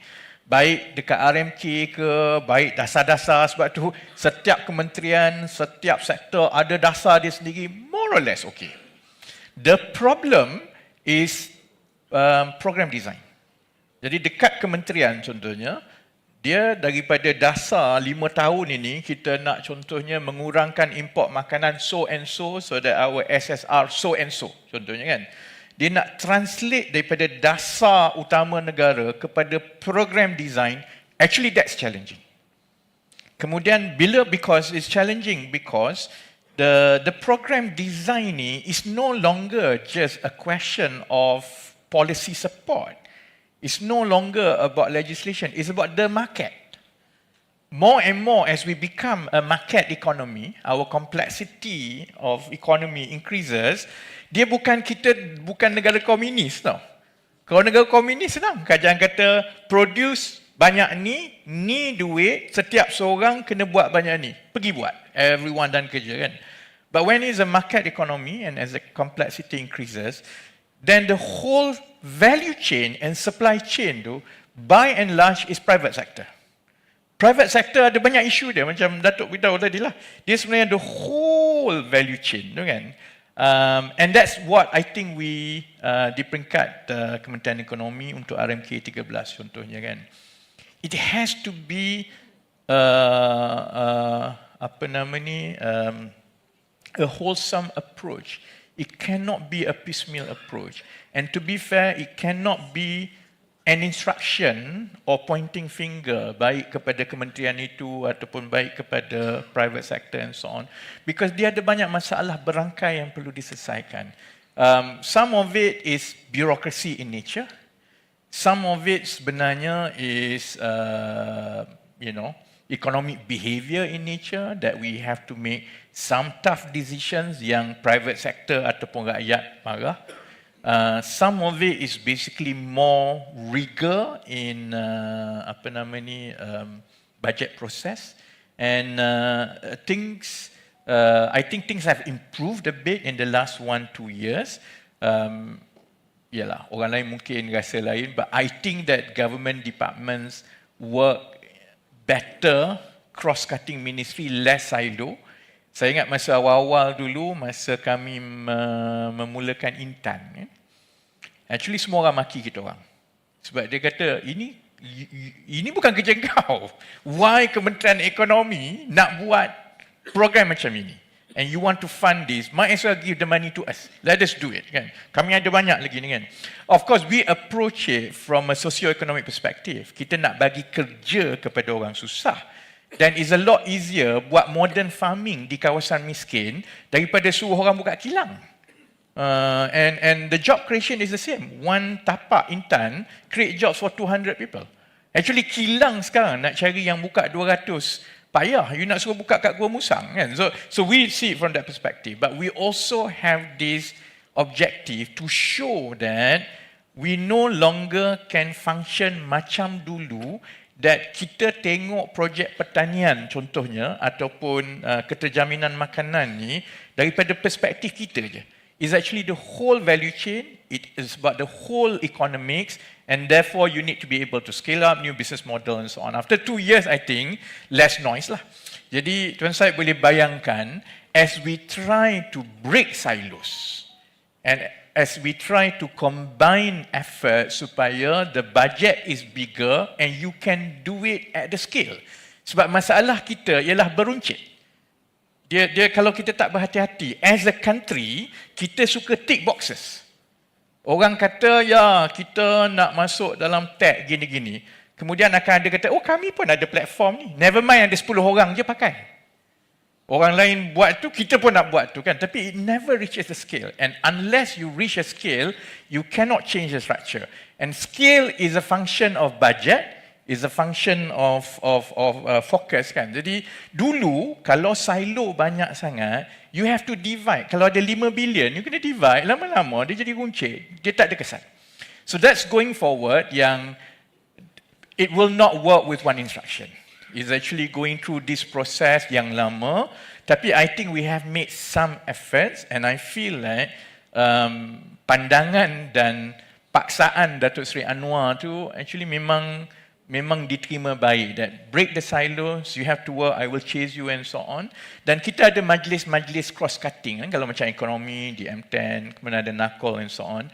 So kita pun dah banyak beralih daripada total responsibility for one sector by just one kementerian or by one agency, because we have, I think it is given. Dan role yang dekat Kementerian Ekonomi is precisely that. By now, I think agency tahu, by the time they come for budget to us, we will grill them.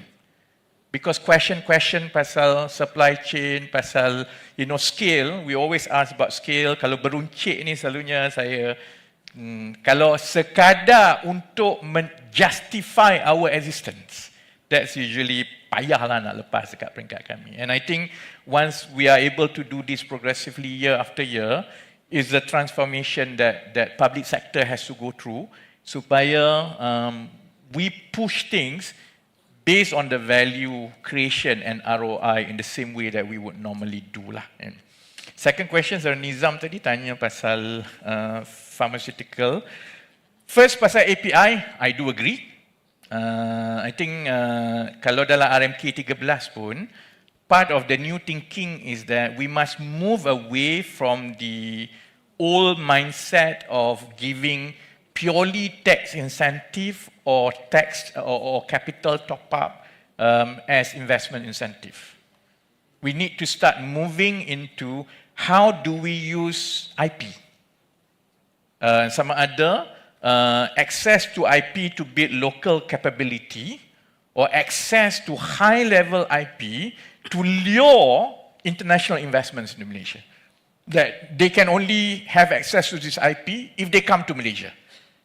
Our view is that we have to start having a basket of different type of incentive. Sekarang ini yang kita ada is only bagi tax break, bagi pioneer status, kadang-kadang kita bagi cash injection and so on.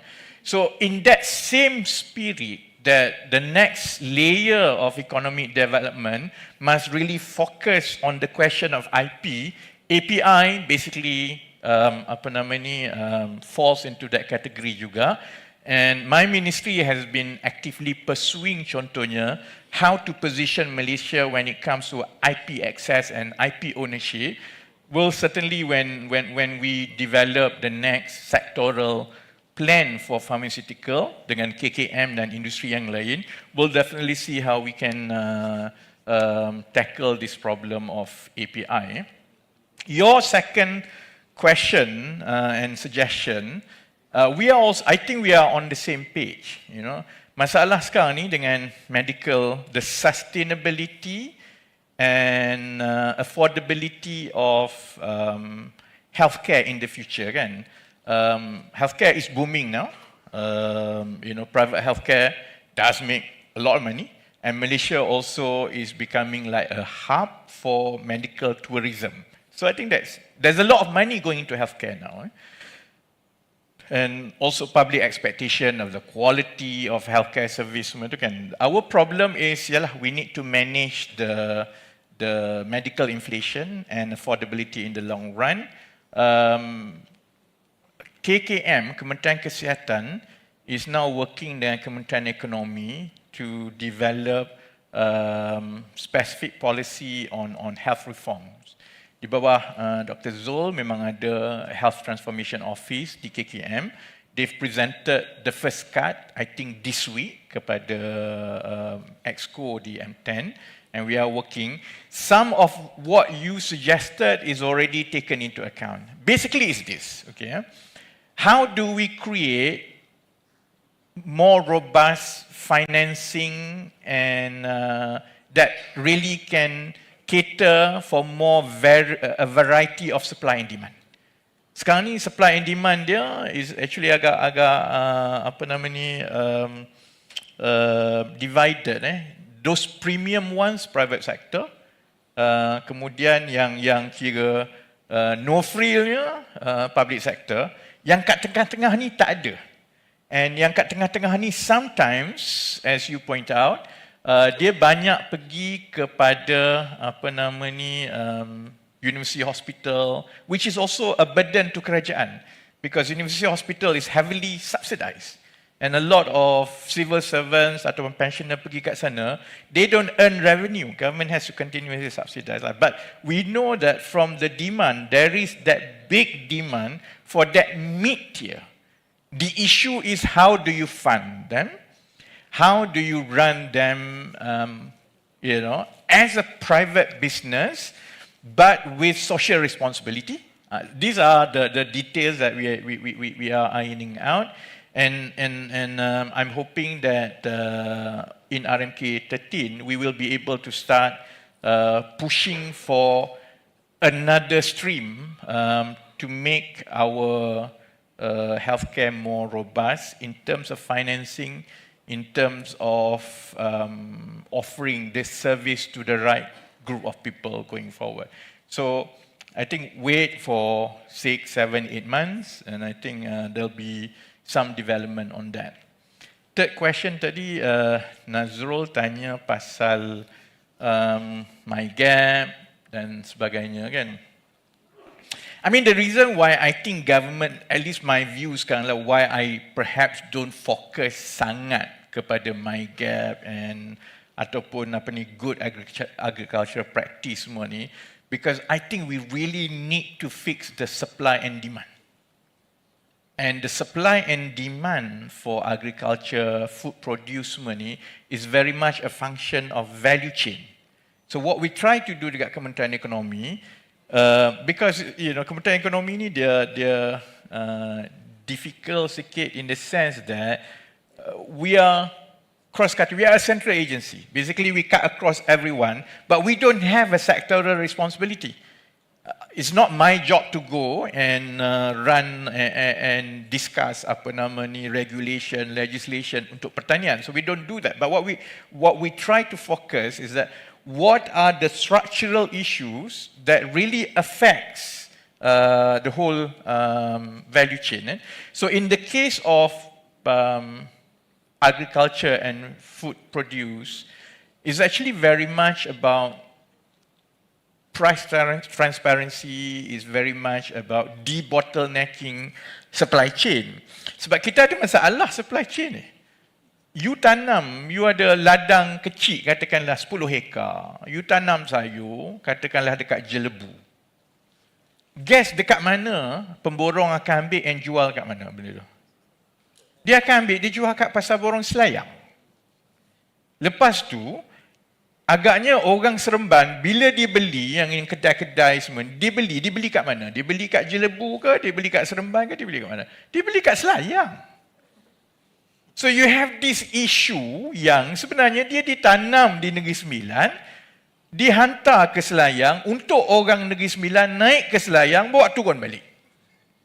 And sebab itu, when you compare the ex-farm price dengan final price ni, dia 2 kali ganda.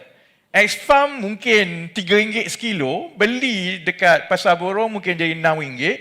By the time buat turun balik ke Negeri Sembilan, mula sampai ke kedai-kedai ni, dia dah jadi RM8 sekilo. And orang marah kenapa mahal semua ni kan. Actually, a lot of it is actually value chain and supply chain. Satu lagi ialah kita punya coverage of network of retail reach ni sebenarnya tidak lagi mencukupi di luar kawasan bandar. Dari segi retail industri kita, we went through a few changes kan. The late 90s, early 2000, the proliferation of hypermarket. So, semua orang pergi ke hypermarket. So investment into more lower level, smaller size, the so-called mom and pops, corner shop, kedai dekat kawasan-kawasan ni sebenarnya tak banyak. Sebab tu orang payah. Jadi because of that, you put more layers into supply chain. Every layer tu dia akan add cost to it. And so these are actually economic issues, supply chain issues. Yang kalau tanya Kementerian Pertanian, dia kata bukan saya, bukan. Jadi tanya KPDN kata kami punya kerja macam ni je. So 2025 for Kementerian Ekonomi, one of the top macro problems that we will attempt to resolve is actually price transparency and breaking down obstacles in supply chain. Not easy, I have to say not easy, tetapi that's something that has to happen. At my level, I know exactly kalau 1 kilo sayur sekian-sekian, I know what is ex-farm level, I know berapa banyak yang orang kata orang tengah ambil. Ini this whole issue orang kata jihad lawan orang tengah semua. Why is it that petani don't mind selling cheap to this so-called supply chain? Sebab the whole business revolve around credit and cash. So hari ini contohnya saya ada sayur, saya boleh jual lah at this price RM3 kan. What if 2 months down the road, my produce, my harvest tak bagus, tapi saya tak ada duit. Agaknya dekat mana dia orang ambil duit ni? It's actually from Peraih. Peraih ada buku 55 dia. So that's why the whole supply chain tu dah berpuluh tahun macam itu. You nak marah Peraih pun, Peraih kata, it's like, this is how I build my business. They trust me because I was there when it rains, I was there when it shines. So they don't mind that I take this much. And my cost is that aku daripada Jelebu, kena bawa lori, pergi all the way sampai. So all this sebenarnya is the nature of our supply chain that we need, very focused intervention. And insyaAllah 2025, I think my kementerian fully aware, is an academic and economic challenge that we want to attempt to start the process. It will take some years for us to debottleneck the whole supply chain. Last tadi Dr. Faizal daripada BioNexus. Yes, the discussion dan juga proposal kepada kerajaan in terms of R&D is precisely to have a centralized process. Supaya, kita tak divide that 1 billion plus, bagi chunk, kemudian masing-masing buat hala tuju. It must be very directed and very outcome based. And for that, we need one centralized function. We are going through that process, how to operationalize it. Selalunya Kementerian Ekonomi memang kementerian yang paling dibenci lah. Because kita kena jadi orang tengah. Orang berebut bajet semua ni, we have to do it. Yet at the same time, kementerian-kementerian juga, kalau saya duduk di kementerian pelaksana, saya kata, who are you to decide for us? So, these are all the bureaucracy that we need to manage, but keputusan dasar itu telah dibuat, dan bila kita bentangkan mesti dengan Kementerian Ekonomi, share the plan with the public, I think you will have more clarity about how do we want to simplify R&D and grant and so on. The last question too about ecosystem, I actually have slightly different opinion than that. I sat down and went through dengan Musti many times. We have to manage this fine line between providing cradle to grave punya ecosystem kepada company yang kita cultivate. There is a fine line that maybe sometimes they may be very big, but sometimes it also makes them very complacent. Jadi we've gone through contohnya the chart kan. Kementerian masing-masing, agensi masing-masing ni dia ada program grant ataupun support kepada different level of business. Masa mula-mula, kemudian as it's growing, kemudian commercialization, going to market and so on kan. If you map it, quite a lot of the companies ni, dia lompat daripada satu stage ke satu stage, tapi they stay within the government ecosystem. Mula dia start dengan program ini dekat agensi ni, lepas tu dia pergi kat agensi ni, masuk dalam program ni pula, Whereas, by nature is that I feel the focus of government is to really open up the opportunities to as many players as possible, because it's like salmon. We know that for a company to be big and to go regional, not everyone will be able to do it. Some companies will be able to do it, some will not. Jadi therefore the focus of government is to create the ecosystem so that you multiply as many of these companies dekat ground level, and then you provide. Up to that they have to compete, only a few will go big. And so if you look at South Korea, their transformation in digital and chips kan. Of course we have Samsung and then we have LG. Actually berapa banyak semiconductor companies, semiconductor Korea yang dekat manufacturing chips ni? Anyone knows in the world? 3. Berapa banyak front-end designer company yang supported and eventually survive and they become a global player in designing chips di Korea? Yang fit their design into companies like Samsung, LG semua ni, berapa? 2. But they do it at the international scale. Jadi I have a slight different opinion about that. I feel that we should really cast the net as open as possible, let everyone compete at the early stage too. I think yes, we provide the support, but beyond a certain stage, they really need to compete. And only those ones that already dah nak sampai to the regional, global level, and it's not about market access and so on, maybe it's about IP, maybe it's about some other barriers that they need to break, those ones kita boleh focus. Because that's how other countries have done it very successfully. Because otherwise, kalau kita tak berhati-hati, basically dia dalam ekosistem kerajaan sampai ke sudah 20 tahun pun, they still have not been able to scale up. That's something yang we also have to be careful. One last round, because kita dah sangat lambat. Okay. Assalamualaikum Datuk Seri. Saya Rahman Baco, Setiausaha Agung Persatuan Pengilang dan Industri Perkhidmatan Bumi Putera Malaysia, Pengilang Bumi Putera. Dan saya juga founder kepada new startup company, Jadin Pharma. We are small generic manufacturing company di Dungun, Terengganu, di mana kita produce creams dan juga sirap. Tapi kita masih struggling getting our product approved by MPRA. Yang pertama, mungkin Datuk Seri dari segi Kementerian Ekonomi dapat melihat bersama-sama dengan Kementerian Kesihatan Malaysia timeline untuk kita membangunkan satu-satu produk generik yang baru ni. Selain daripada kita habiskan masa untuk formulation, stability studies, tapi untuk getting approved by MPRA KKM, it takes around 210 working days untuk dapatkan satu produk approved, lebih kurang 1 tahun kalau kita comply. Tapi mungkin ada 1-2 yang tak, ini mungkin ambil masa sehingga 2 tahun. Mungkin Kementerian Ekonomi dan Kementerian Kesihatan boleh melihat macam mana kita nak lebih efisien dan juga timeline ni dapat dipendekkan supaya kita dapat hasilkan lebih banyak generik sebelum ia dapat kita komersialkan. Itu yang pertama. Yang kedua, saya juga mewakili sahabat-sahabat saya, ahli-ahli farmasi dalam bidang farmasi community farmasi ataupun lebih dikenali mungkin orang kenal sebagai kedai farmasi. Walaupun ahli-ahli farmasi di community farmasi ini merupakan front end ataupun barisan harapan dalam bidang pharmaceutical, mana kita bekalkan ubat-ubatan generik ni, tapi kita lihat kita sebagai ahli farmasi community ni, kita seolah-olah disisihkan ataupun dianaktirikan dalam bidang pharmaceutical atau kesihatan ini.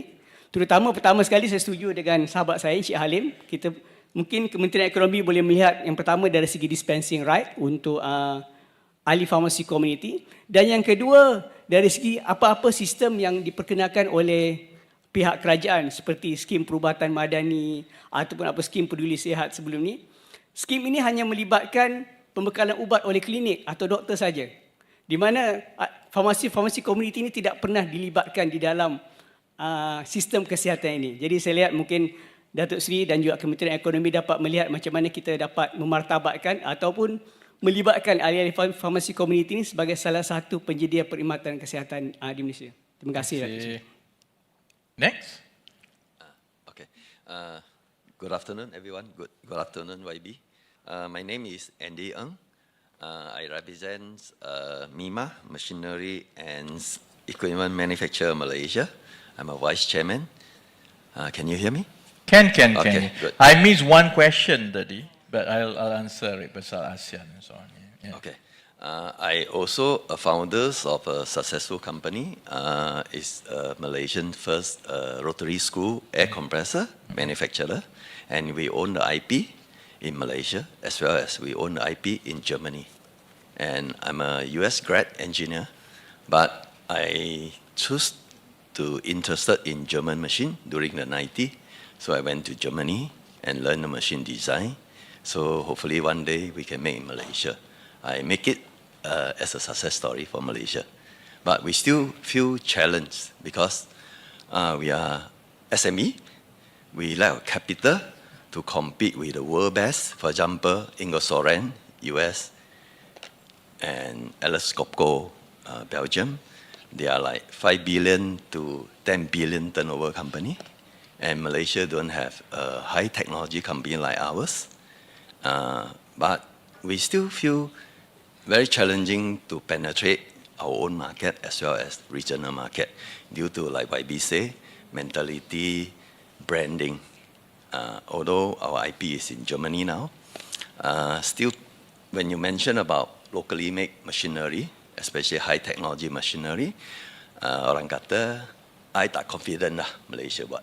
Kalau buat in Germany, okay, I approve, Mr. Andy. So, I tak faham mengapa negara kita sudah independent more than 60 years, and many of our engineer, including government agency engineer, so-called expert lah, pakar-pakar yang pandai, tapi dia ada mentality jajahan. Aku tak faham. So, although I'm a Chinese, I understand. But when are we going to break this mentality jajahan and to become like Singapore, to become like Japan? You know? At one point, I very sad. I almost want to migrate to Australia. Just give up. But I see, if I don't fight, who will fight for us? Singaporean won't come and fight for us. All the Malaysian manufacturers have to work together, no matter how small you are. Now I can claim I'm middle, not very successful, but my machine is like ribu unit in government agency, in MINDEF, in KPM, in JKR, in everywhere, in private sector, in Mercedes-Benz, BMW, Audi, all the top one, they know our high technology they buy. But still facing problem of mentality, jajahan, which is hope can be addressed by government through education, to upscaling, to showcase local product and endorse local product. This is what I speak, and I speak on behalf of all SME across the sector, from pharmaceutical to machinery to agriculture. And we should be proud of Malaysian make. Okay. My association, MIMA, actually compiled about 8 lists for your Rancangan Malaysia ke-13, which we submit to MPC. Encik Rahman there, MPC, Encik Rahman. We have to give applause to him. So he submitted to you. Due to limited time, so I don't want to mention all 8. I just summarize maybe 2 or 3. We also have proposal, we have issue, for example. Okay, let me read fast the 8. First is the issue we have on our machinery association. Skilled labor shortage, which YB already mentioned, so I don't want to elaborate. Second issue is limited adoption of Industrial 4.0. Okay. Third issue is low R&D and low D&D. D&D, everyone know about R&D. But the thing that create value actually is D&D. You see, just like a chair. Chair have been invented 4 legs, right? But the Japanese make it as a massage chair. That's D&D. It's not pure R&D. So that is where high value added. Many invention, actually you can make a lot of money, like iPhone. For example, they basically string the personal computer and the telephone. It is not a pure R&D. It's a D&D. Okay, so government should emphasize companies who are good in commercialize to D&D instead of pure R&D at the lab level, at the university level, because it creates less value. That's my suggestion. Okay, the fourth one is over-dependent on imported machinery. Okay, the figure I quote from Matrec, machinery and equipment import since January to October 2024 is about 94 billion, which is 8.3% of Malaysian total import value of 1.14 trillion. That's from Martrack data. How we support local manufacturer is when we over-dependent on overseas. So You might have to speed up a bit. when we, Okay. sorry. When we over-dependent, a nation who over-dependent on imported machine will remain that way. You will not be able to break your mentality. You see, I respect Indonesia. I went to Indonesia, Medan last October. They have the world's biggest palm oil exhibition. I was surprised. They are more confident than Malaysia government. I said, I want to supply my compressor to Indonesia. First thing, they say, do you have a kilang here? If you don't build a kilang here, forget about it. So I had to pack and go. Malaysia, opposite. Any Tom, Dick and Harry brand also masuk. Right? Eventually, the world best, also imported one, will conquer the market. And the local manufacturers stand no chance. Indonesia, they are very visionary. I respect President Jokowi. He's very brave. So, like iPhone, they stop iPhone from entering their market unless they produce there. So Malaysians government, I throw a question to all government. YB, maybe you can do something about it. Okay, so this is one way to break the mentality, jajahan. Okay, secondly is this is my sixth issue, which is dependency on foreign direct investment. Governments focus too much on foreign direct investment. What about DDI, domestic direct investment? But domestic direct investment, I understand that they have weaknesses because of financial resource or technical resource. Maybe government can so-called force the foreign MNC to join venture with local SME and then create an ecosystem for direct domestic investment. That's our suggestion from the MIMA, from our association. Then number 7 is competition from regional player.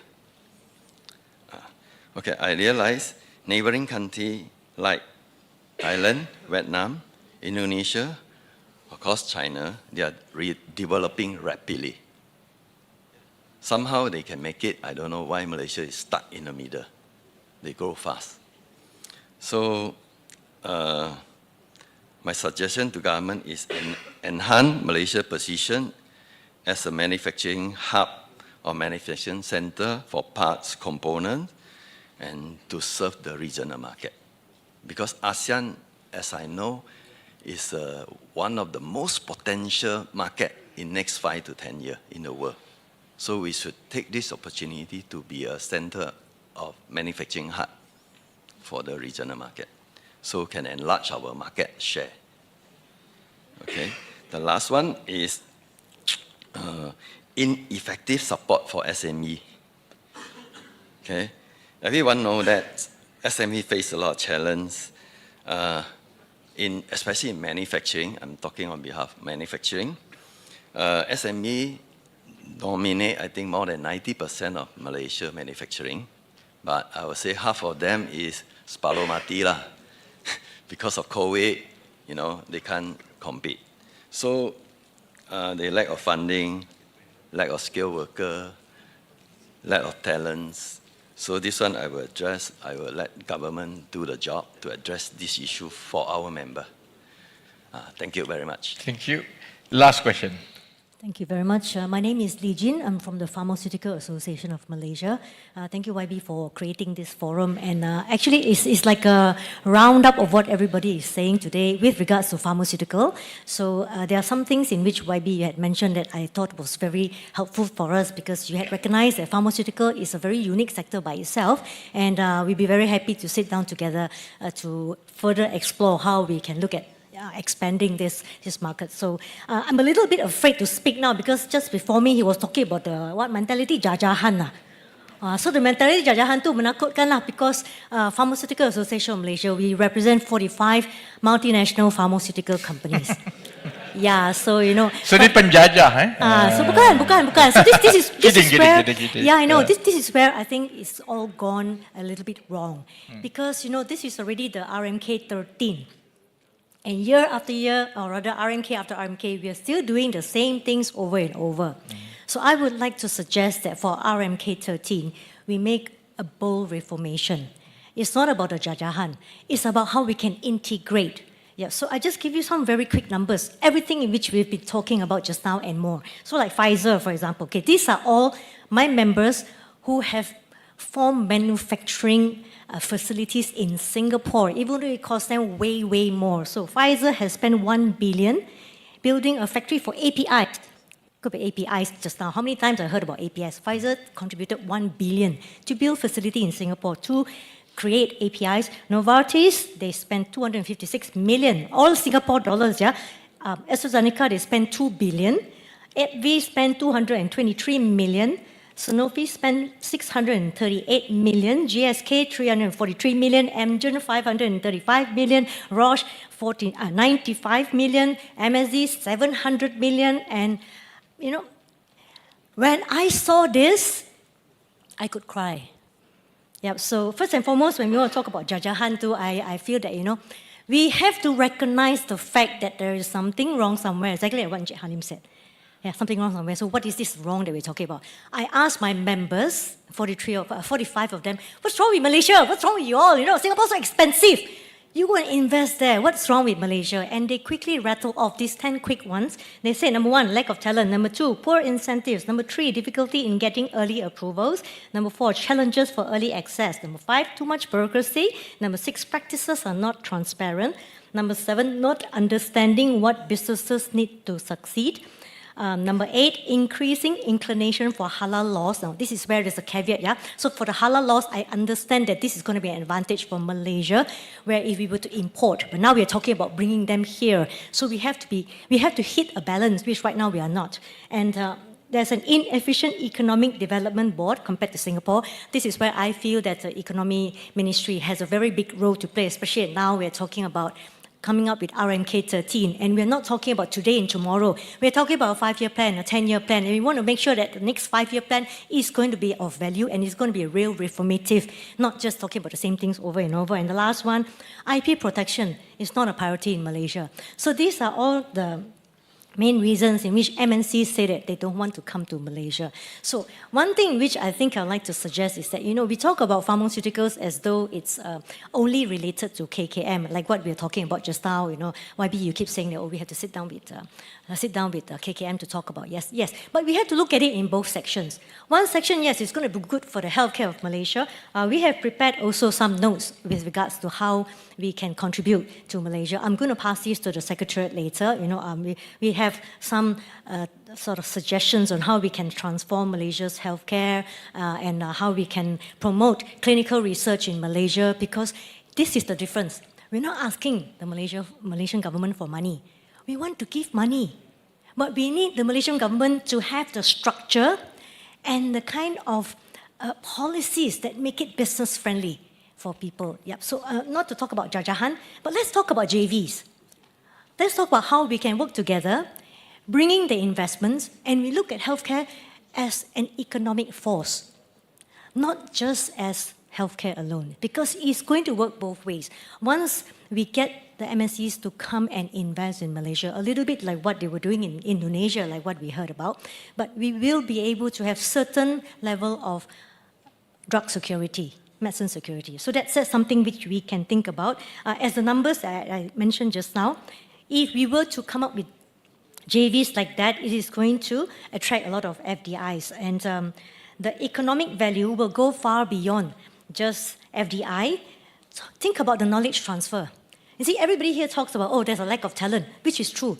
But when we have these international players in Malaysia, it's going to create a lot of employment opportunities for Malaysia. So we have Malaysians working in these MNCs, and it is a huge opportunity for knowledge transfer. So 5 years down the line, 10 years down the line, we will be able to see the impact. And when we want to talk about long term, let's look at how this will be the right way to create a knowledge-based economy.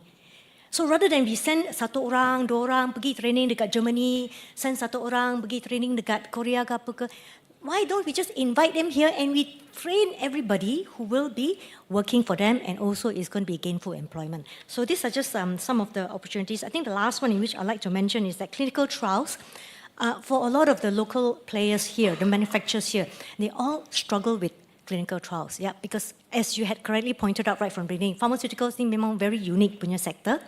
So the investments are tremendous. It will cost you easily 50 million just to discover a compound that is helpful for one therapeutic area, one disease. So, 50 million just to discover that drug, and it takes 10 years of trials to make sure that it's safe, it's not going to kill someone, that it's effective at a certain dosage. So a lot of trials, and you need to have very deep pockets in order to be doing this. So that's the reason why I feel that JV is still the way to go. And clinical trials in Malaysia, we are already a growing hub in the region. So what we would like to propose that for Malaysia to contribute more and to invest more into how we can grow clinical research in Malaysia, working with the MNC pharmaceutical companies, because they are already pouring millions into the clinical research sector in Malaysia. What we need are just policies that are friendly, business practices that are friendly. Thank you. Thank you. Okay. So 5 minutes, pernah kita pergi makan. First question, tadi yang saya terlepas tadi pasal, I think Malaysia's position ASEAN tu is quite, by now, I mean, there's clarity. Somehow, I think local audience don't pay as much attention about our narrative for ASEAN compared to international audience. There's a lot of hype and focus on the rise of Malaysia as the chairman of ASEAN, not so much because of just Malaysia ke apalah, because there is this realization that ASEAN is going to be a very influential economic bloc. And from the government perspective, that's why we push and seal the deal with Singapore for JSSEZ. Because while ASEAN is attractive, but ASEAN is also very fragmented. So unless through Malaysia's leadership, we can put closer integration as a number one agenda for ASEAN, then I think it builds more conviction about the potential of ASEAN as a market. So that JSSEZ, ASEAN, Malaysia's leadership, I think is understood a lot more outside than inside Malaysia. So I think if there is one thing that we have clear focus is how to leverage on ASEAN's chairmanship to really position Malaysia as a launch pad and entry point into ASEAN. The issue about talent, I think, everyone, we all understand it, is a mixed bag of everything. On the one hand, in terms of if you ask employers or investors will say, we have a problem getting the right talent. Kemudian employers will say that, we have problems finding people. But actually, if you look at the macro perspective, kita juga ada huge structural issues in our economy.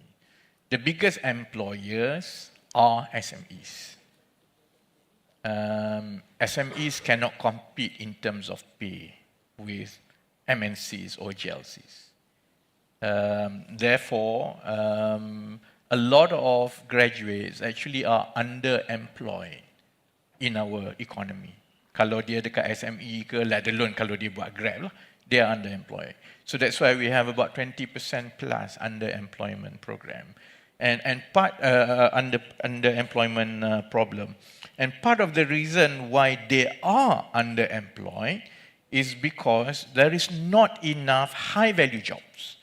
And there is not enough high-value jobs because while SMEs form the largest group of our companies in our economy, SMEs struggle to scale up. So if they started out doing that in 1990, they still do that now.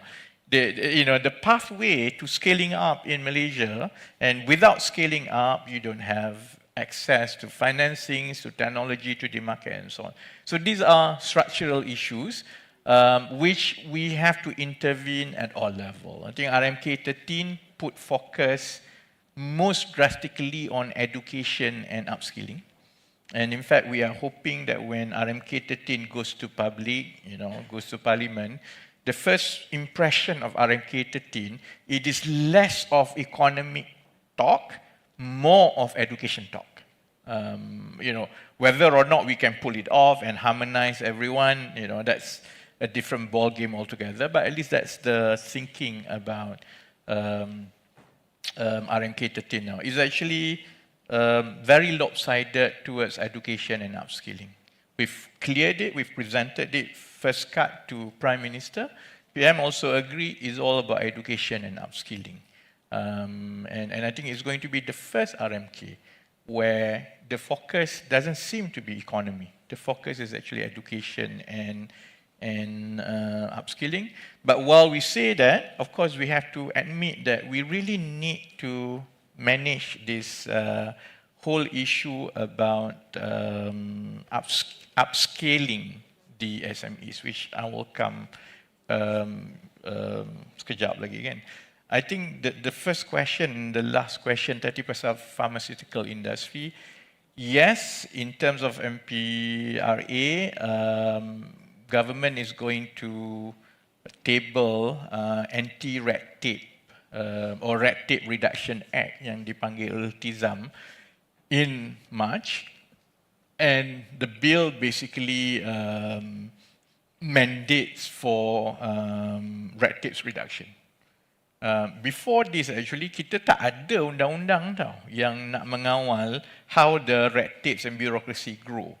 So over 60 years, every time the country progress, ada industri baru, ada masalah baru, so we keep adding regulation lah, rules and so on.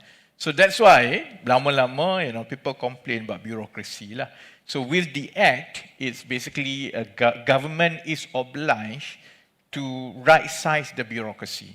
And there are a series of things and commitments, adherence to national law that government has to go through in order to right-size the bureaucracy. And one of that, which is, I think is the one pilot scheme for red tape reduction is actually pharmaceutical licensing. So I think one of the earliest beneficiary of government's red tape reduction is MPRA. So I think that at least will put focus on making it much easier across the board, from stability tests, kemudian clinical trial, registration, and so on lah.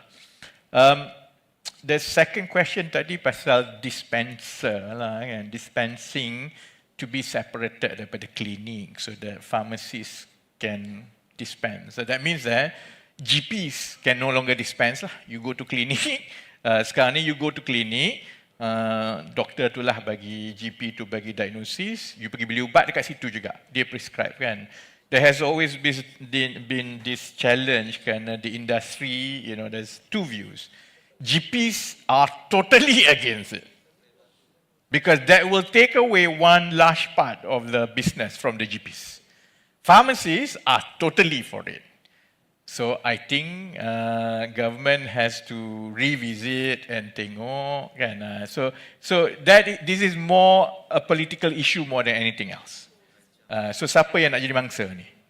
Kan? So I think every now and then ada je issue. Okay, there's a very strong view about maintaining as it is because the argument is that this is very important for health coverage and so on, because if you separate it and then it will push up the price, convenience, orang dah biasa pergi ke GP dapat. So that's one argument. The other argument is that this is really this is not how it is done elsewhere. Tempat lain, basically you take prescription daripada GP and then therefore you go and buy medicine from the pharmacy. So I think this process will be ongoing and I don't think it has been brought up so far lah dekat kerajaan so far because it's a very dicey issue kan. You are looking at both fierce groups of people. So managing these two fierce group of people is not as straightforward lah. The whole thing about, and I think I can answer Legion, is it? Dengan Andy, some of the question about pharmacy, penjajah, tak penjajah, and so on. Part of it is actually government policy. Part of it is also industrial standards. Government policy translates into procurement. And government's procurement actually form a large bulk of our industry, of our economy. So kalau government's punya standard tu is gold standard, and when the gold standard means is imported, then they filter down semua lah. I mean, it's like PM likes to repeat this one anecdote lah, which is he turned down one tender. And he asked to go back and redo it. Sebab tender tu specifically kata katil hospital tu mesti datang daripada a certain country. Country tu je. Katil tak boleh. Country tu je boleh buat katil. Kita tak boleh katil ke? After all, it's katil. So sometimes, that's the process that we are going through juga lah. Macam saya Zikri tanya tadi, how this is streamlined. Sebenarnya, the policy itu tak berbeza. What you think and what we think as ministers tak berbeza. But the moment they go into the detail, because procurement is decided by spec. Spec are done by technical people. And technical people, kalau saya tanya dia orang, I call certain people, why is like this? Well, that's the standard. We have to follow a certain standard sebab kalau tak built by this standard, rakyat kata cokia. So it's actually quite, so I ask, for example, why do we need to build things like this? Because it's expensive. Why is it that we cannot? Because government's construction, tender and semua, contohnya, is of higher than industry standard. It's the gold standard. Everything kena standard yang paling bagus sekali. It's good for the public, I suppose. Walaupun I don't know whether the public thinks that it's a gold standard. Tapi definitely it costs a lot of money and therefore government procurement becomes higher. So we need to have a clarity, contohnya, what is the trade-off? What kind of standards, if we were to bring it down a bit, okay, how far can we tolerate a different standard than what we are used to? So all this ni ada di semua kementerian. Technical standardnya, construction standardnya, machinery standardnya and so on. And to a certain extent, that's also prevalent dalam private sector. Private sector, dalam kerajaan, at least now, we have the process called value management process. Kementerian Ekonomi, for every project, we really go through in detail to make sure we strip the nice to have. If you want to do this, procurement this is to deliver a certain function, you just focus on what you need, not what's nice to have, kan? Dalam private sector, sometimes they don't have that. Jadi there's always this bias. It's actually quite true. There's always bias that we doubt, our own products and so on. I've mentioned in the beginning, there's a series of carve-out policies that we are doing, bermula dengan government procurement, and we are pushing it to GLC. It's just that we really need to navigate all the trade laws. We sign CPTPP, we cannot be seen to promote protectionism. And that's why, this thing about Indonesia and so on, they can play a slightly different ball game because of their size. Our economic growth and prosperity relies solely on our reputation as a clean, open, and vibrant trading nation. The moment we bring in send different messages about protectionism and so on, then it will make it quite difficult. In that spirit, actually, we need to be able to make sure that FDI is complemented very well dengan DDI, because FDI brings a certain investment and expertise that we don't have. But for the FDI to grow, they need to build downstream value chain and supply chain. And that's, I think, what we can do faster and better. Government can design incentive and slot in. That's the bit that we are thinking about, using IP as a leverage. Because if you want to come in, this is the IP, but for you to have this IP, because it's a G2G, government basically build and have this IP, for you to have this access, even though you are 1 billion investment, we will not entertain unless you have this 10-year program to build a downstream and embed into the supply chain that you require. Is as applicable to electronics, is as applicable to biotech and pharmaceutical. And JSSEZ, I think, will be able to recover some lost grounds dengan Singapore over the last 2-3 decades when it comes to pharmaceutical investments. You know? So I can go on and on and on, tapi I think in the interest of our stomach, and I don't think you want to go through another 2 hours of this. Let me just conclude this. Thank you very much. I think the good thing is that a lot of the suggestions semua tu, we are on the same page. You know, the SME punya issue is scaling up. And government spends about 40 billion ringgit every year giving money to SMEs. That I have to say is actually the money given to build up SMEs are one of the biggest budget in government, about 40 billion every year. Tapi over many decades, while kita ada banyak SME, our SME cannot scale up. So at the end of the day, 97% of our companies are all SMEs, but dia nak bayar gaji lebih pun dia ada problem, dia nak ada access naik pun ada problem. So there are those structural issues that we are focusing. One of the, selain daripada price transparency and supply chain, the other economic and academic challenge that Kementerian Ekonomi is attempting this year is also how exactly do you want to scale up SME. So I think we are all on the same page. The challenge is really doing it. And then that's the challenge that is way beyond me.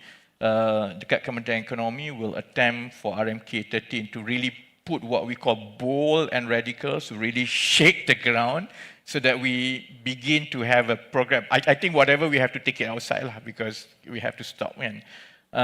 So that we can begin to have a structural change in the next 5-10 years. What we need is that the industry, every time government buka the pathway, industry comes in and run with it. If we are able to do that, then I think we have a very good future in the next 5-10 years, in time for ASEAN getting our place in the world as the 3rd or 4th largest economy, and Malaysia will be able to position ourselves as the center and launch pad into ASEAN market. Thank you very much. Assalamualaikum warahmatullahi wabarakatuh.